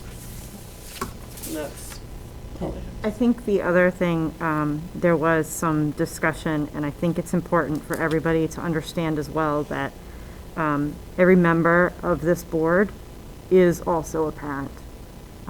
We all have or currently have children in this district. Well, only because they're too old. as of recent. Yes. Yes. But we are here for the greater good. We're not here for any of our single children. We're here for everyone. And sometimes these decisions may not specifically reflect our personal beliefs. They are what's best to keep your kids, our kids, everyone's children educated, because that is what we have to do. And if there are worst case scenarios, it's a larger issue. Well said. Well said. Anyone else? Anyone else have a topic they would like to bring up? Well, I think you're the question that brought that, because I think that's not even, I think, do we want to do a public forum, I think was the question. It was. Or the, what do you call it? Public hearing. I think if we felt like we could not control what's said, but control the tone, or, I don't know, it has to be a productive, professional conversation, not yelling and accusing us of abuse because we're following pediatric guidelines, but I know we probably can't guarantee that. I don't But I think know. it's an opportunity to have a conversation. I don't know if everyone was aware of like the actual format of a meeting. Public forum is for the public to address us, not for us. Not for interaction. To address them back. Correct. And I think people almost feel disrespected when we're not answering them back, but that's not the format for it. So it was for us to just hear their point. And For an opportunity to be heard. Without rebuttal. Right. Yep. Yep. I had a different, it's an unrelated update Yes, from go the ahead. capital planning group. Yes, yeah. So most of you were there yesterday, but I just wanted to update the public that we have a capital planning group meeting on September 8th. All are welcome. We're looking at our facilities and what our needs are for the future. And it's very important work, demanding work, and more voices make for a more productive meeting. So. Did I miss the time? Yes, you did. 5:30. Because I didn't say it. It's at 5:30. It is here. I had a good also have turnout at the And here. joint It was, meeting. so, we had to add tables. Yeah. It was full. Yes, it was great. Great town, community turnout. Go ahead. But Karen. completely unrelated to anything, for any Yep. parents that are watching, fall sports start Monday, tryouts are Monday. Fall sports meeting, Friday night, 6 o'clock, Zoom link. Anyone that needs it can email me. I will send the Zoom link out if you didn't get it from the athletic director. But next week's a big week for some of our athletes. Yeah, The it's like season begins. tryouts, right? Tryouts start Monday. Yeah, Monday. Yeah. And we did, well, we didn't reduce the fee. We kept it to last year's, but it's a reduced fee. Yeah. Yep. Reduced fee as of the past few years. Yes. but- Yeah. So we're hoping To fill some teams. to fill some teams. And some marching bands. And we have a late bus. Yeah, the late And bus late would bus. help. I mean. And we have a late bus. Moment Yeah. lunch. I don't know how it works, but somebody will. I do have a question. I'm not sure, Jason, if you can answer this. Lunches. I know we're keeping the kids 3 feet, or is it Yes. 6? 3. 3. Are they allowed to talk to each other? Yes. Okay, good. Yes. They can talk, they can have conversation. They can, Will they have assigned seats again? Yes. they will have assigned, yes, they will have assigned seats, but they can, be assigned with They'll their be 3 friends. feet and- apart, but they'll, And if they, again, they're 3 feet, so if they have their mask off and they're close contact, then we follow The the procedures, quarantine, we And we also have recess without masks. yeah, the only recess time they're in a without mask is in the building. Yeah. If they're outside, they can take their mask Yeah. off. How does that work at lunch? But he just said in the building, they have to have them on, you want to have them off. With the exception of lunch. With the exception of That's what eating. we're talking That's about. why they have, They have to take their mask off to eat. Yes. They can't have a mask on and eat. So they walk in with their mask on. When they sit at the table, they can take it off? They sit down to eat their lunch, they may take their mask off, they may chat with their friends, they may enjoy their lunch. but that's why the assigned seats are, so we can do So we can contact. That's do right. close contact tracing if there is a breakout. And free lunches again. Free breakfast And lunch. and free lunch All for the year. entire year for every single student. The food service pickup, which if anybody got the corn yesterday, looked amazing, but that ends next week. So next week's the last week of that Wednesday, pick up the meals. Because at the start of school, it is free breakfast, free lunch, any child in the school district.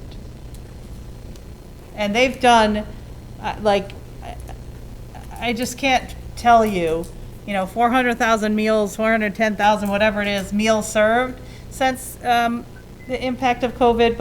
But beyond that, they've done incredibly creative they've searched hard.